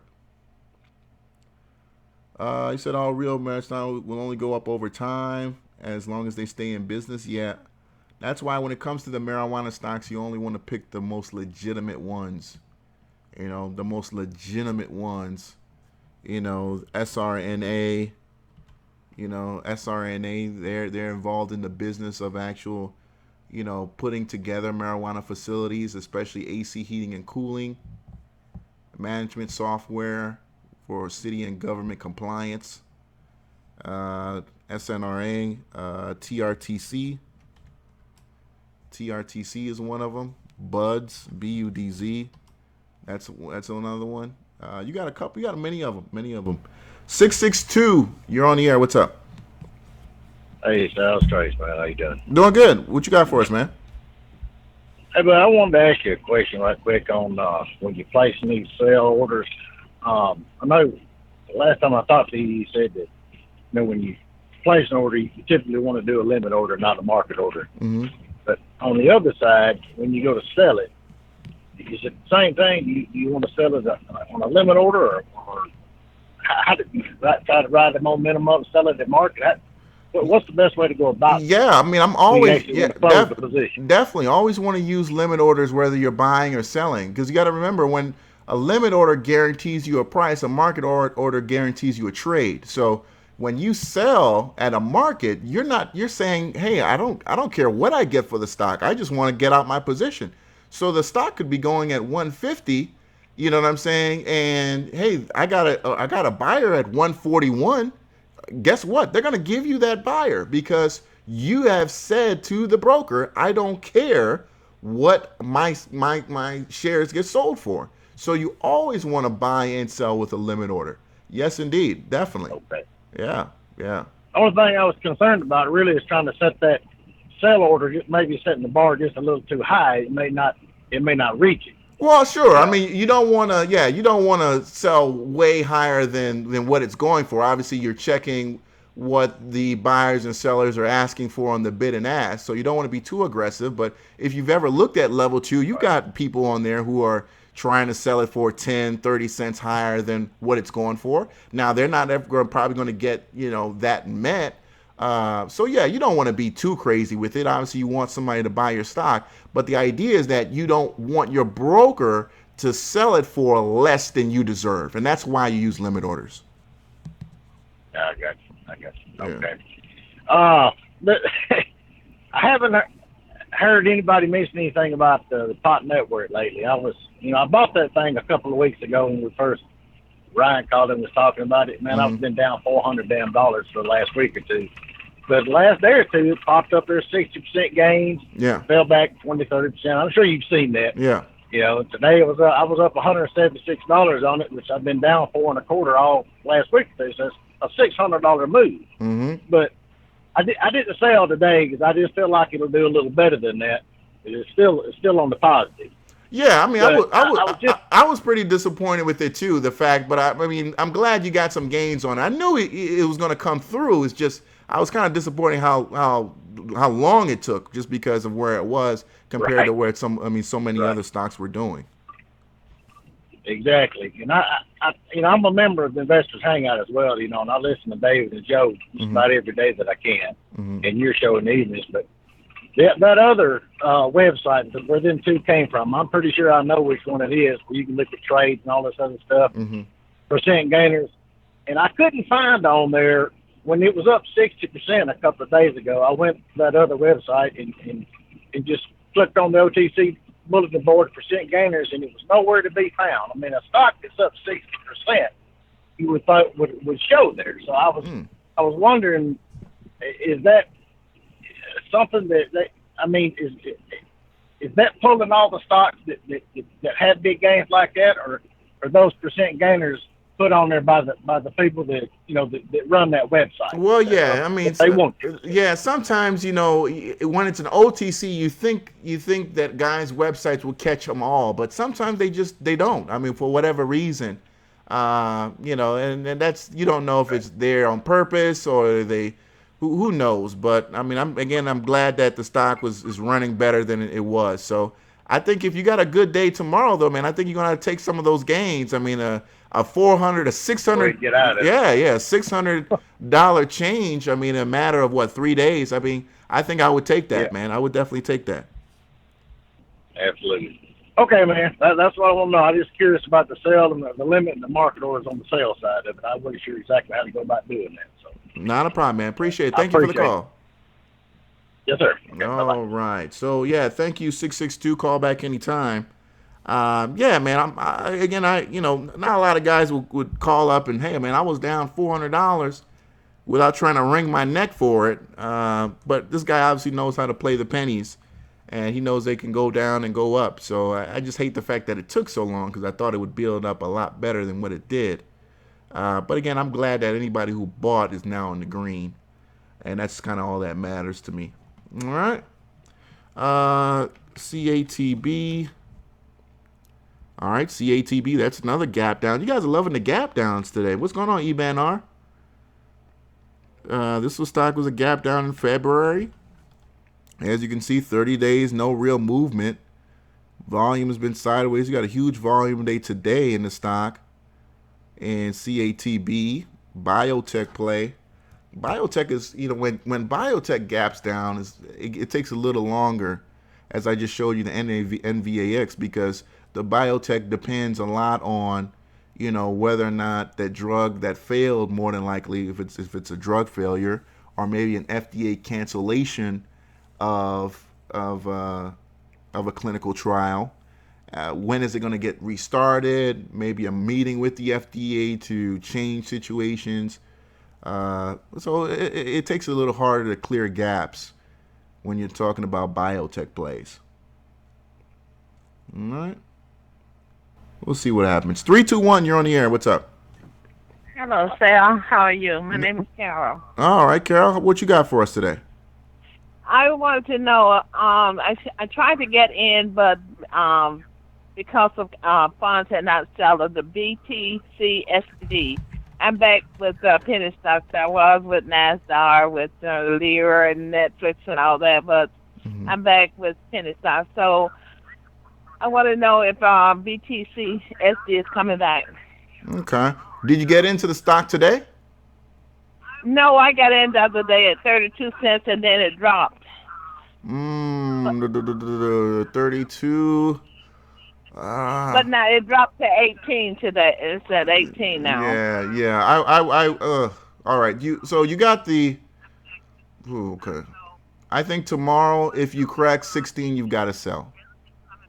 You've got to sell tomorrow. If you break 16 tomorrow, you might have to sell, because if you crack 16 tomorrow, you're below the stock's where the stock has been for almost 2.5 weeks. Really? Yeah, I mean, you bought a little high there at 32, which I could see how. I did. I could see how you probably thought it was going to continue on the run. Right. But the momentum's kind of turned against you now. I think if you crack 16 tomorrow, I think you got to get out in this one. Oh, really? I think many people would already look at it and say you probably should get out, because I think you're down now almost 50%, right? You should be at maybe about 40 something. Yeah. Okay. So then I went and bought ICLD. Okay. Bought some of that. ICLD. Now, ICLD, I actually like ICLD because it has ran before, and it does have uh, people who are interested in the stock, believe it or not. So ICLD, are you up in that stock? Yeah, I got that stock and the TRTC. Okay. TRTC, yeah, that's a marijuana play.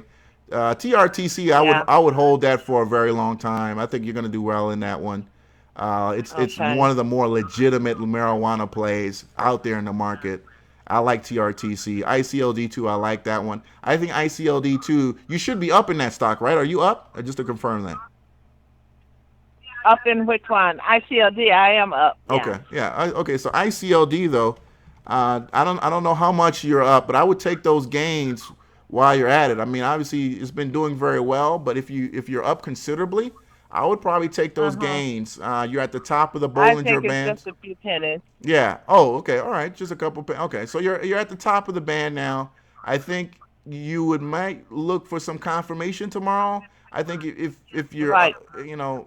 if you see any kind of hesitation in stock, I would probably sell, just because I think you're going to come right back to the bottom of the band as it's done many times. In fact, if you look at the chart, you'll see that it'll touch the top of the band and then come back to the middle or the very bottom.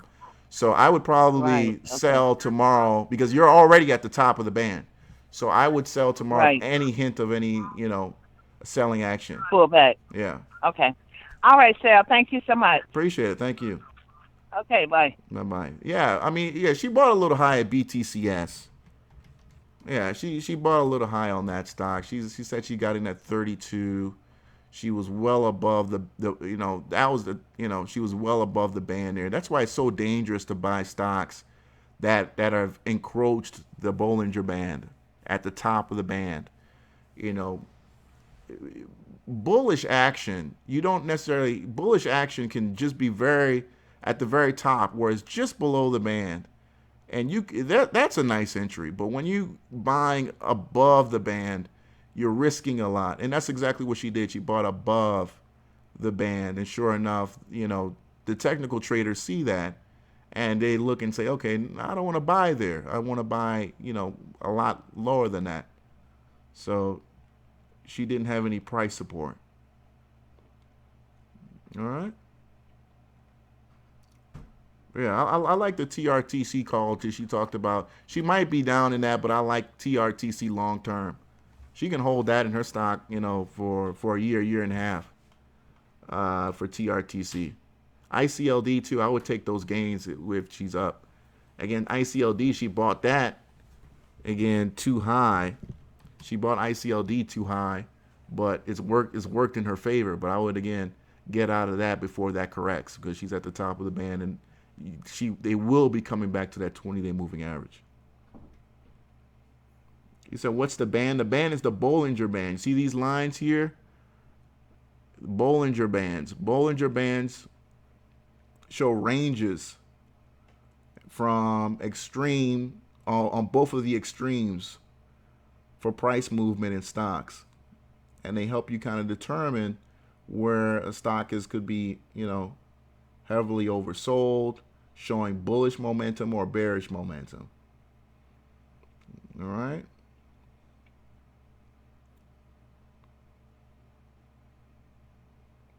Yes, indeed. Trading Jedi, NASDAQ ETF Bitcoin will be confirmed and approved. All right, so okay, so that Bitcoin ETF, yeah, that's going to be really interesting, man, because, how's that going to change our market for how we know it? That we are in a situation now where Bitcoin is more valuable than gold. That says a lot about where we are in the world right now, where Bitcoin is more valuable than gold. That's huge. That's huge, man. You got to understand how gold has shaped our world for the last, 10,000, actually not 10,000, for the last, 4,000 years? Our world has been shaped by gold. Entire nations have been enslaved for gold. You know what I'm saying? You go into the Amazons and, South America, the rush for South America was based on gold. So that's just incredible to see now where we are. Incredible. Is it wise to play a penny stock that is not being pumped? You can play a penny stock that's not being pumped. You're just going to have to wait till it is.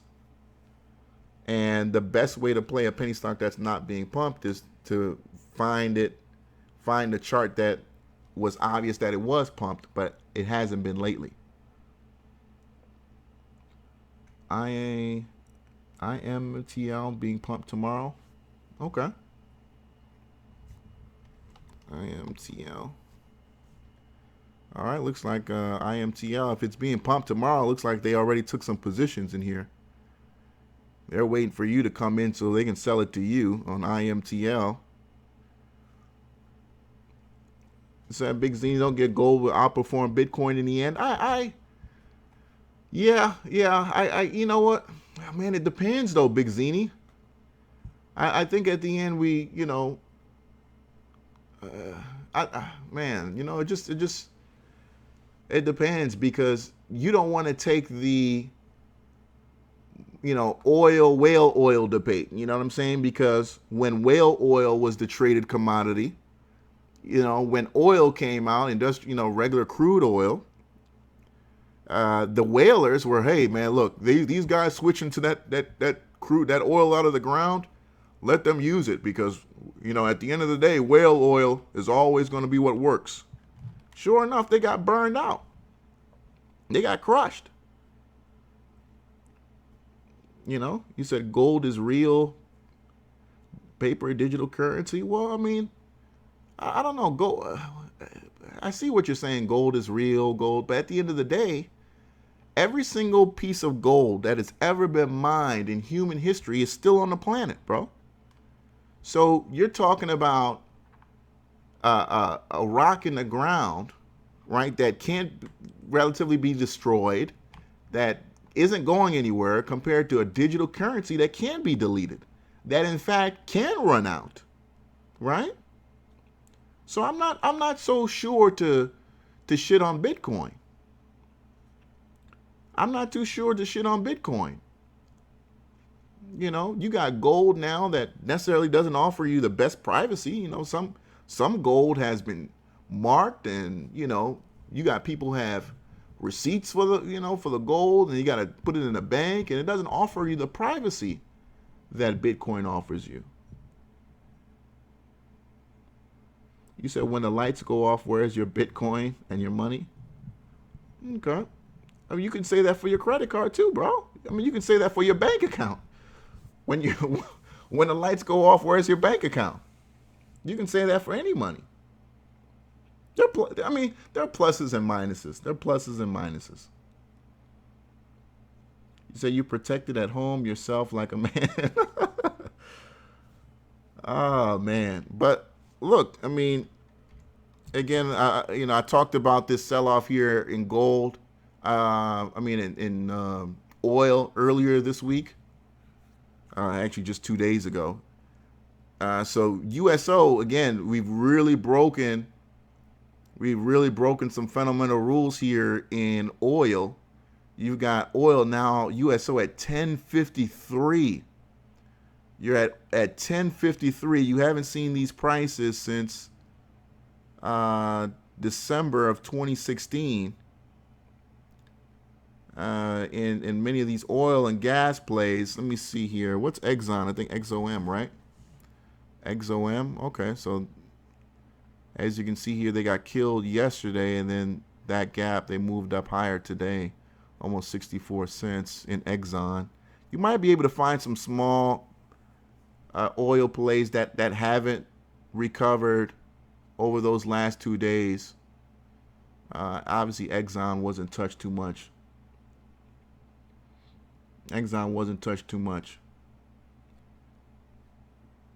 Yeah, you got a lot of good money. Yeah, I mean, the future is only going to get more interconnected. You know what I'm saying? You're only going to get more interconnected. So I see where Bitcoin plays the future. I very rarely do I see the idea, you know, when I hear people talk about the future, talking about a cash society, or so I can see cash disappearing. So why not the idea of gold? Why can't gold just be, like the rocks that we walk on every day? Yeah, XOM, I looked at that chart. So you need guns, ammo, metals, food stacked up. Yeah, I mean, I love the idea of a big sell-off because I think that'd be a huge opportunity for many of us in this chat room who have just started really, embracing this idea of being a trader and whatnot. I think they're, people who'd love to take advantage. I'd love to take advantage of what happened in '09.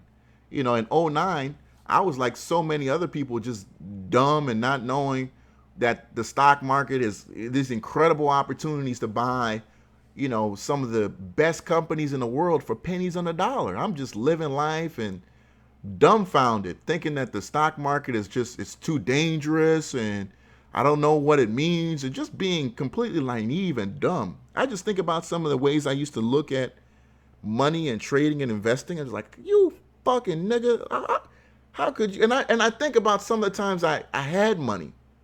You know what I'm saying? When I would get like refund checks of like $2,000 or $3,000, and instead of taking advantage of those opportunities when I could have put it in the market, but because I didn't know, I bought stupid shit.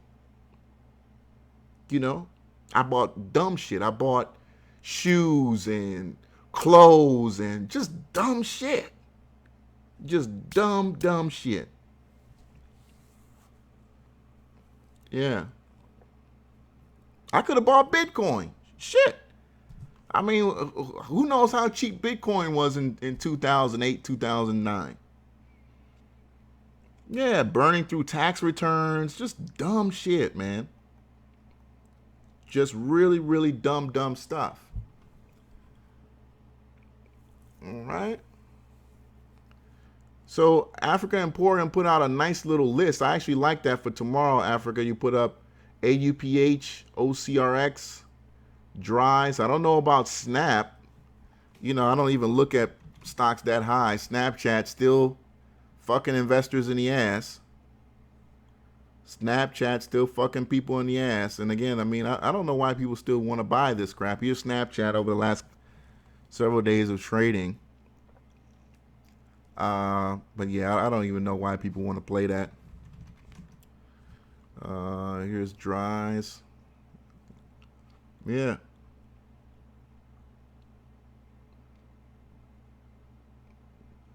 All right. Cashless society. Yeah, paper food stamps. I remember paper food stamps. Man, when my family just got to America. And I remember, man, the because at that time when you had the paper food stamps, you knew who had food stamps because the line would be longer. Sometimes at that time, if I don't remember too much of it, but you'd actually have a line for individuals who want to use food stamps, especially in like the nice neighborhoods. And that was another little like low key kind of racist bullshit too, because they had that line, and that line would typically be filled with, people of color. So that was kind of a bullshit way back then. But yeah, I remember those days, man, with the paper money. Somebody's bringing up you. Down, okay. Down today almost 7%. You're just above the 200-day moving average. Just below the 200-day moving average. Okay. Yeah. Nah, not Nigerian, Congolese. Citigroup. Yeah. Citigroup falls below $1. There it is. Yep. Citigroup falls below $1. March 5th, 2009. Bill Betts. Yeah, Bill Betts put. I appreciate that, Bill Betts. Yeah, Citigroup below $1, man. This was March 5th, 2009. What was I doing in March 5th, 2009? I know I was in school. While I was in school, just thinking about, girls and just trying to, living day to day. up to doing nothing productive, you know. Nothing productive in terms of, you know, because obviously the degree didn't really turn out to, you know, it can get you a decent job, but not you know, nothing that you can build on.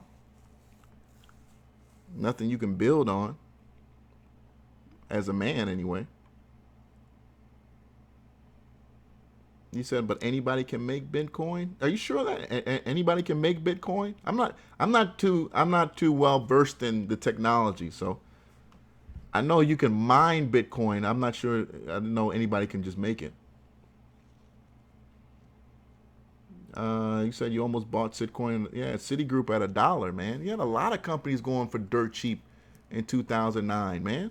A lot of companies going for dirt cheap. You know, we don't want to go too far back here. What was that? Look at Exxon at $56. Now it's $81.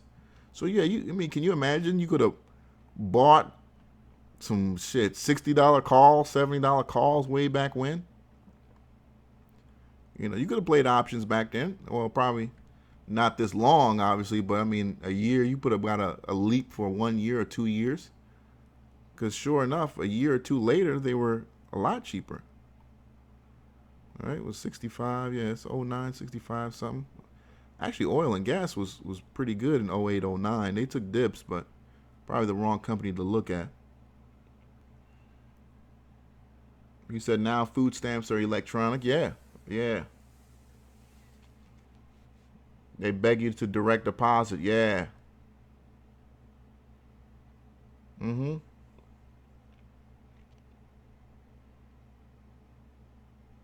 The worst part of having paper food stamps is having little kids with you in line. Yeah, man, the paper food stamps.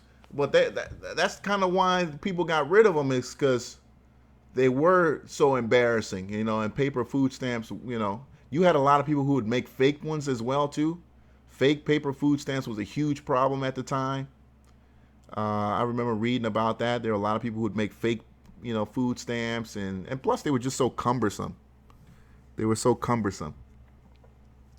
Because if I remember, I believe the fake food stamp money was like whiter and it was just goofy looking. Yeah, it was just real goofy looking. You know? Chris McKinney, yeah, man, I gotta check my email, bro. I get so many emails, man.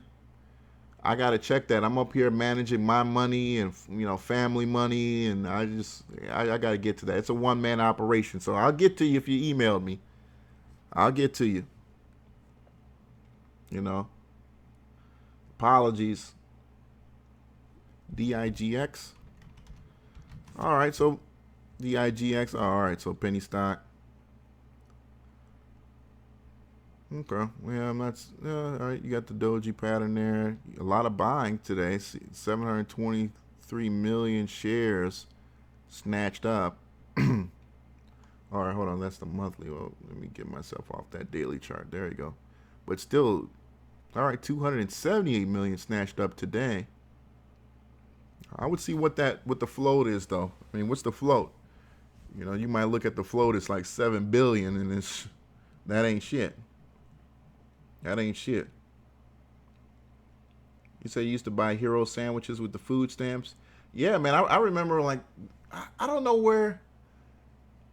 Sometimes I remember, like, my parents would come back with the food, right? It'd be like food stamp, like food from the Department of, I don't know. I don't remember the name of it. It was always, you know, but it had like the cereal would come in a box that just said cereal. And then we'd get a can and it'll say like corn. And it'll just be like a picture of like corn and it'll have corn on it. I remember those, and it'd be like color coded and shit. Yeah, I remember those days, man. Crazy.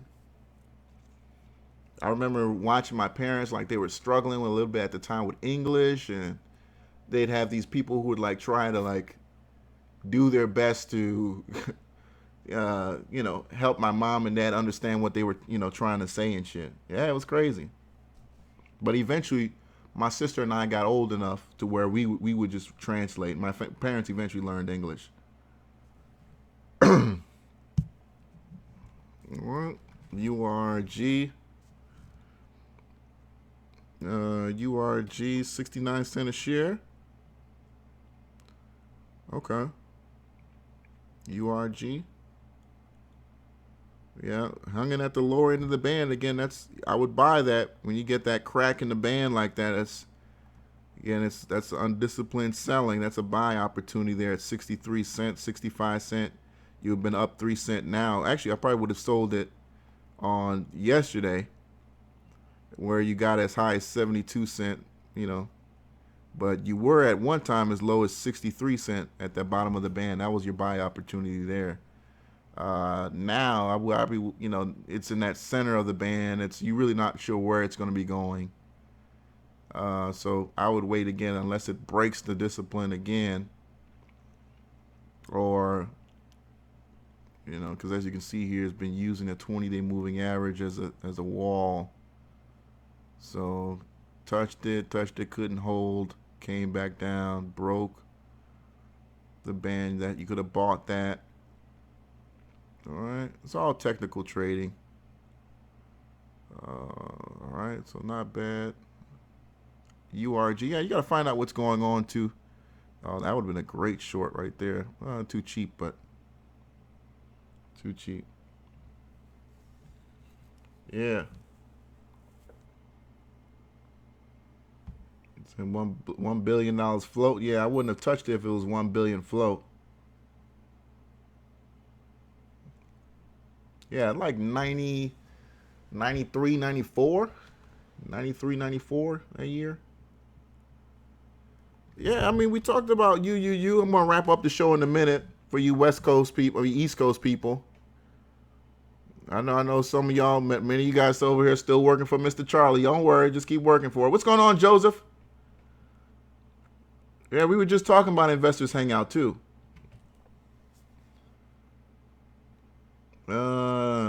Originally the Congolese, the quote-unquote heart of Africa. DIGX with the big, DIGX has a huge float. I wouldn't touch GIGX. I wouldn't touch it at all. Float is way too big, man. Way too big. Yeah. Why? Then I ended up joining the Navy to get my citizenship. I got a green card. I think I got my green card in 2000. Eventually, we became permanent residents in 2000. Came in 93, 2000, and then ended up going to the Navy to get my citizenship. Like a lot of immigrants do. And did my time there and got my citizenship, and then went to school, got my little, degree. Still couldn't get a job, and, sitting on the couch one day, went into YouTube, typed in how to make some money online, and then Tim Sykes' big head, popped up, and that was it. That's all I needed. VSMR, all right, before we wrap this up, VSMR, 2 cents a share. Let me see here, man. 2 cents a share. Yeah, the bands are real wide on there. Okay, low volume. All right, penny play, Variety, Smart Corp. It looks like I don't know if they got all the, again, if you really love the pennies, shout out to David. We got David in the chat room for Investors Hangout. Go to definitely Investors Hangout and sign up there. They really, really follow the OTCs. You can get the real legit info on what's hot and what's not, because their members are really good on that. All right, we'll try. It's so hard to find an OTC stock before it's hot, just because the technicals are not reliable. It's so hard. You typically have to find confirmation of continued momentum, because the first day you could almost scratch it, like you're not going to get in, right? Or you're going to hesitate to get in. So now it's all about finding, okay, is tomorrow going to be a continuation of what just happened?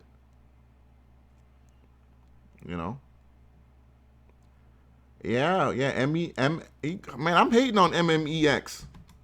We had some guys call up about that. I'm hating on this stock, man. MMEX. You guys remember we ended the show on Friday. This is the company that came out and said they were doing the $400 million bullshit facility, and the company only has $3,000 in cash, bro. This is ridiculous. Absolutely ridiculous. $3,000 in cash in the company. In fact, I just want to see how much trading did they do today. MMEX. Look at that. $3.2 million. $3.2 million traded in MMEX, and the company only has $3,000 in assets. $3,000. Crazy, man. A lot of people don't think that they still use, that they don't use boiler rooms, but they still do have boiler rooms. They still have boiler rooms. You guys remember I worked at a boiler room when I lived in New York. When I lived in New York for a little bit, in fact, I made a video on it called John Thomas Financial, or my time at John Thomas Financial. I was there for like 4 weeks, and then I was supposed to, call up clients and pass them along to the head broker until I eventually got my Series 7. And I got all the game pretty much and got really good with the phone, and I was like, fuck it, I'm just going to do this shit myself from home. Because you had to like wear a suit every day, and I couldn't afford the dry cleaning, bro. I'm unemployed. They're not paying me no money. You know what I'm saying? They had this brother in the bathroom, so I'm like one of like 3 brothers there. I'm one of like 3 black dudes at this place, right? And this is a boiler room. John Thomas Financial. I don't care what anybody says, it was the boiler room. I got the job, and this, there's this brother in the bathroom, and like, I mean, these guys were all like young. This is like, guys from 21 to like 30. And these guys are doing whatever, just blowing bombs in the bathroom, just taking huge dumps. And this brother, who is, I should call him an elder because he's like old enough to be my grandfather, is just sitting in the bathroom, and he's, handing wipes. And I was like, man, what type of bullshit is this? I'm out of here, man. Fuck this shit. Yeah, it was on some like coon type. I'm like, what the fuck? I ain't with this bullshit, man. I'm out of here, man. Yeah, man. It's so crazy. In New York, you have these offices where they're literally like older black men in the bathroom whose job is it just to like hand you like a warm napkin and, some like shit to rub your hands with. And I'm like, man, I'm out of this motherfucking shit, man. Yeah. I'm like, fuck this shit. On some plantation type shit, man. All right. AMFE. All right, AMFE. All right. Yeah, I don't see any. Okay. OTC? Yeah, OTC play looks like. Okay. So what's going on with USEI? Man, just stay long, man. Stay long. Just trust me, I'm killing it too. I'm being killed in it too. But just stay long. Because the minute you sell, that's when the shit goes higher. So I'm just going along with it, man. I'm not even in it big enough for it to even, daunt me.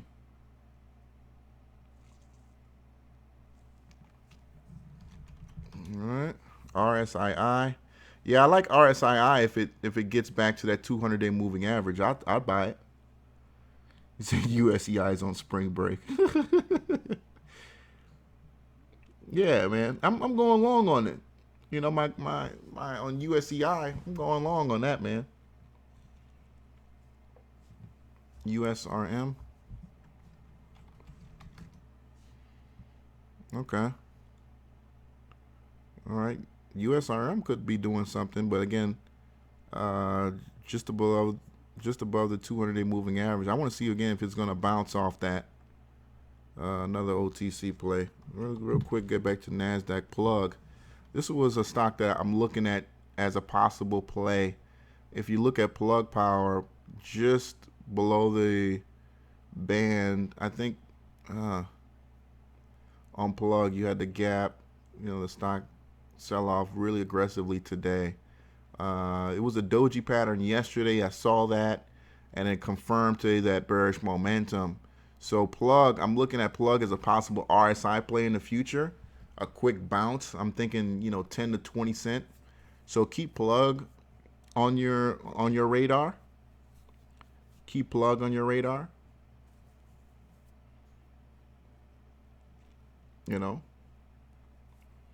Yeah, if you haven't gone into USCI, this is probably one to, again, it's not even something to throw in like, this is something that you throw in like $100 or $120. It's not something that you're gonna go in and put $1,000 or some shit like that. Is because you're at 666. When you're at the triples, it's all about the percentage gains, right? So you put in like a couple hundred, as little as you can, get away with, and then shit, if it pops off, man, to a penny, all of a sudden you sitting on a G, you're sitting on the G.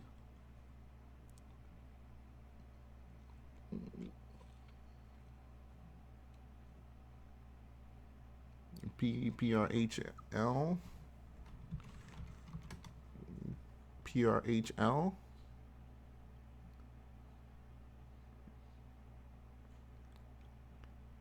All right, 7 cents a share. I don't see anything in it. Looks like it's got volume though. It's got decent volume. Not my thing though, PRHL, but it looks like it's got a nice little trend there though. It's got a nice little trend there for February. March is starting off a little rough though. March is starting off a little rough, but it looks like, last month was the time to be in it. You had had almost 2 pennies gained in that month alone. Not so much today. Oh, okay, cool.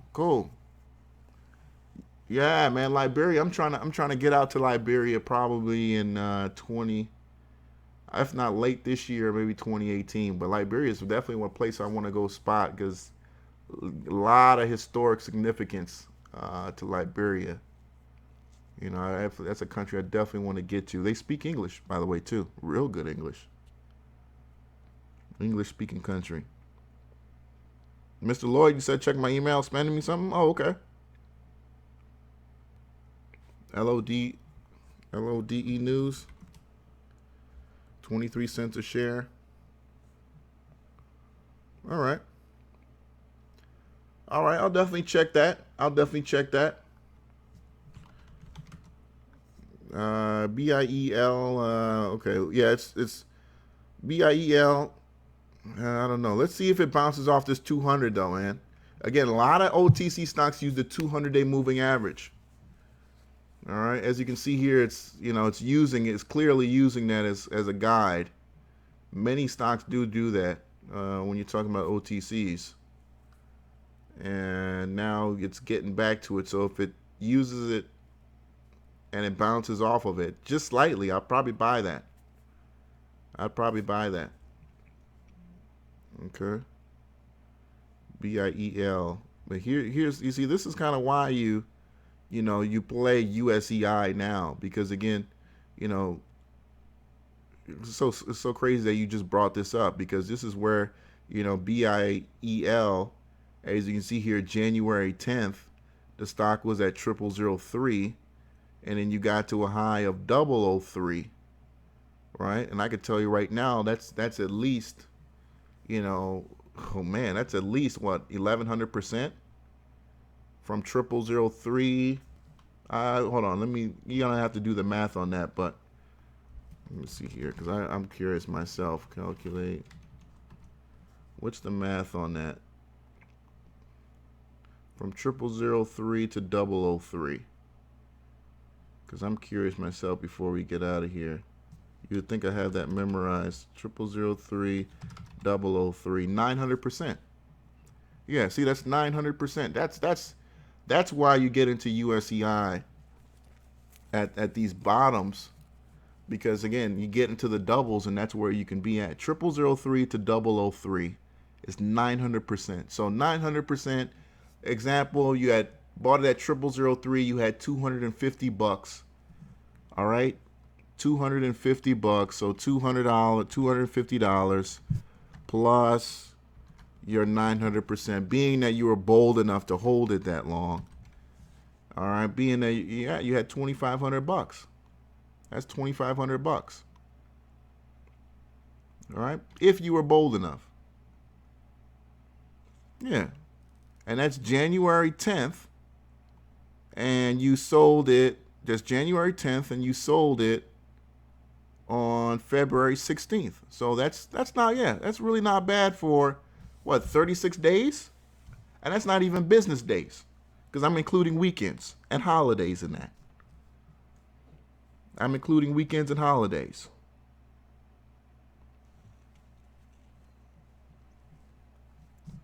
Is a can bouncing off 200 day? Oh, yeah, okay, yeah. Yeah, Mike Reynolds.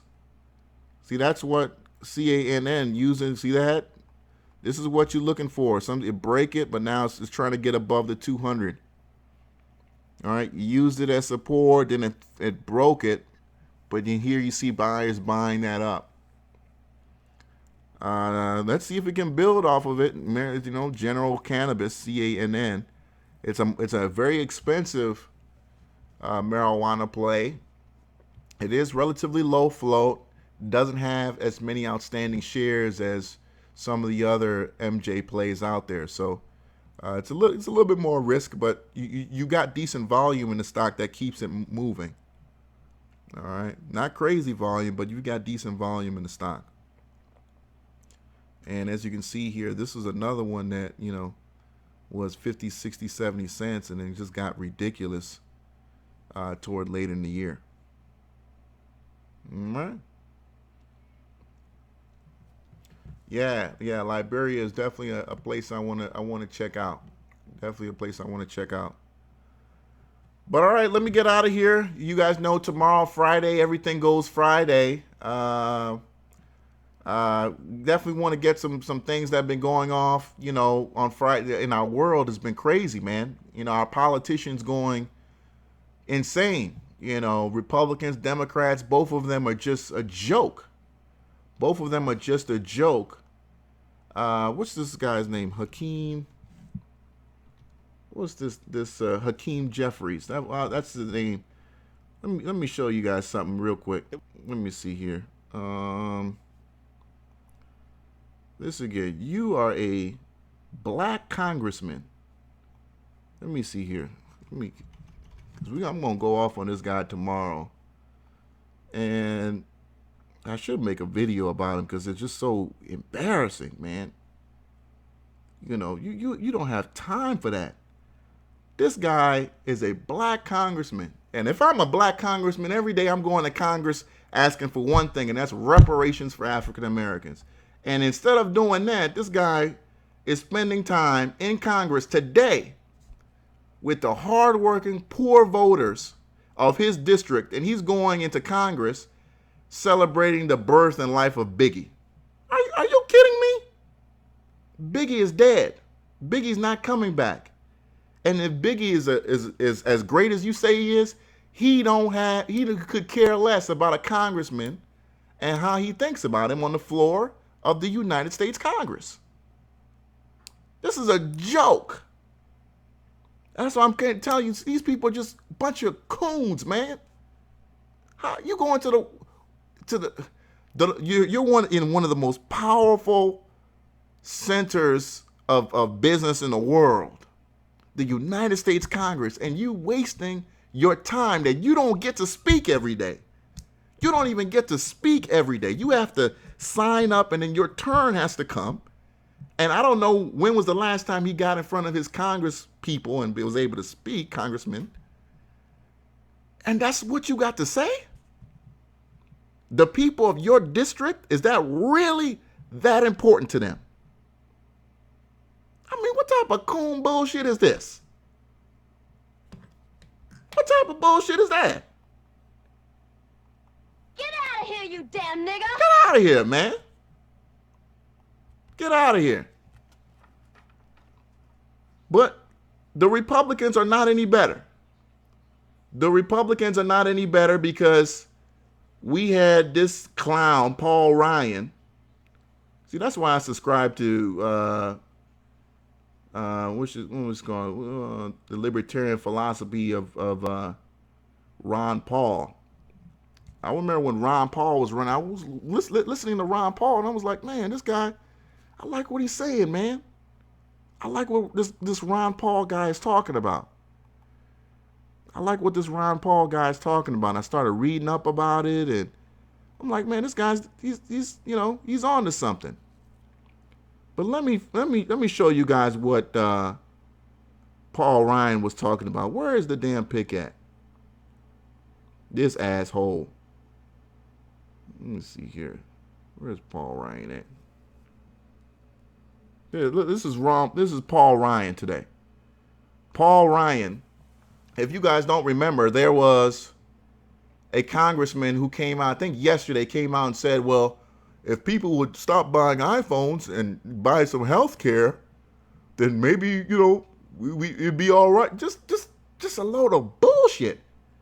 So you're telling me that I should go without a smartphone to be able to afford the best health care in America? I should have to go and use a Nokia 8220 so that I can have decent health care in the richest country in the world. I have to do that. I have to do that? Really? Really? I mean, this is crazy, man.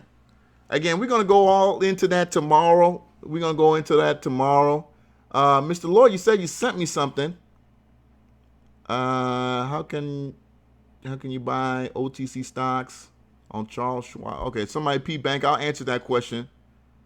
All right, Mr. Lloyd. I'll wait to get it. I don't think I ain't seen it yet, but I'll check for it today. Yeah, man. And here's the thing. These congressmen have the best health care ever. They get the same health care that if you're in the military, when you're actually active duty, you get. Because, when you're active duty, then when you're not active, it's two different types of health care. All right, when you're active duty, man, they love you. You got problems. You get seen real quick, and they really care about you and all that shit. But when you're, out of the military, especially if you're young, you get doctor's appointments 6 months down the road, 7 months down the road. They're like, oh, you ain't going to get sick, or you're all right, man. That's how they treat you. But here is a congressperson, again, 6 digit, being paid 6 digits. I believe, I want to say it's $175,000 a year. I might be off. Telling other people not to buy iPhones so you can get health care. That's crazy. That's crazy. Welcome to America, man. All right, that's why I think government is the problem. Ronald Reagan was right. Government is the problem. Government is the problem. All right. And that's why, again, I believe as a libertarian that, government has one job and one job only, which is protection of individuals' rights of life and property and freedom of and speech as demanded under the Constitution. That's it. That's it. They shouldn't be making any rules about health care. They shouldn't be making any rules about education. They shouldn't be, no. All that, just allow the private market to take care of that. Allow the free market to take care of that.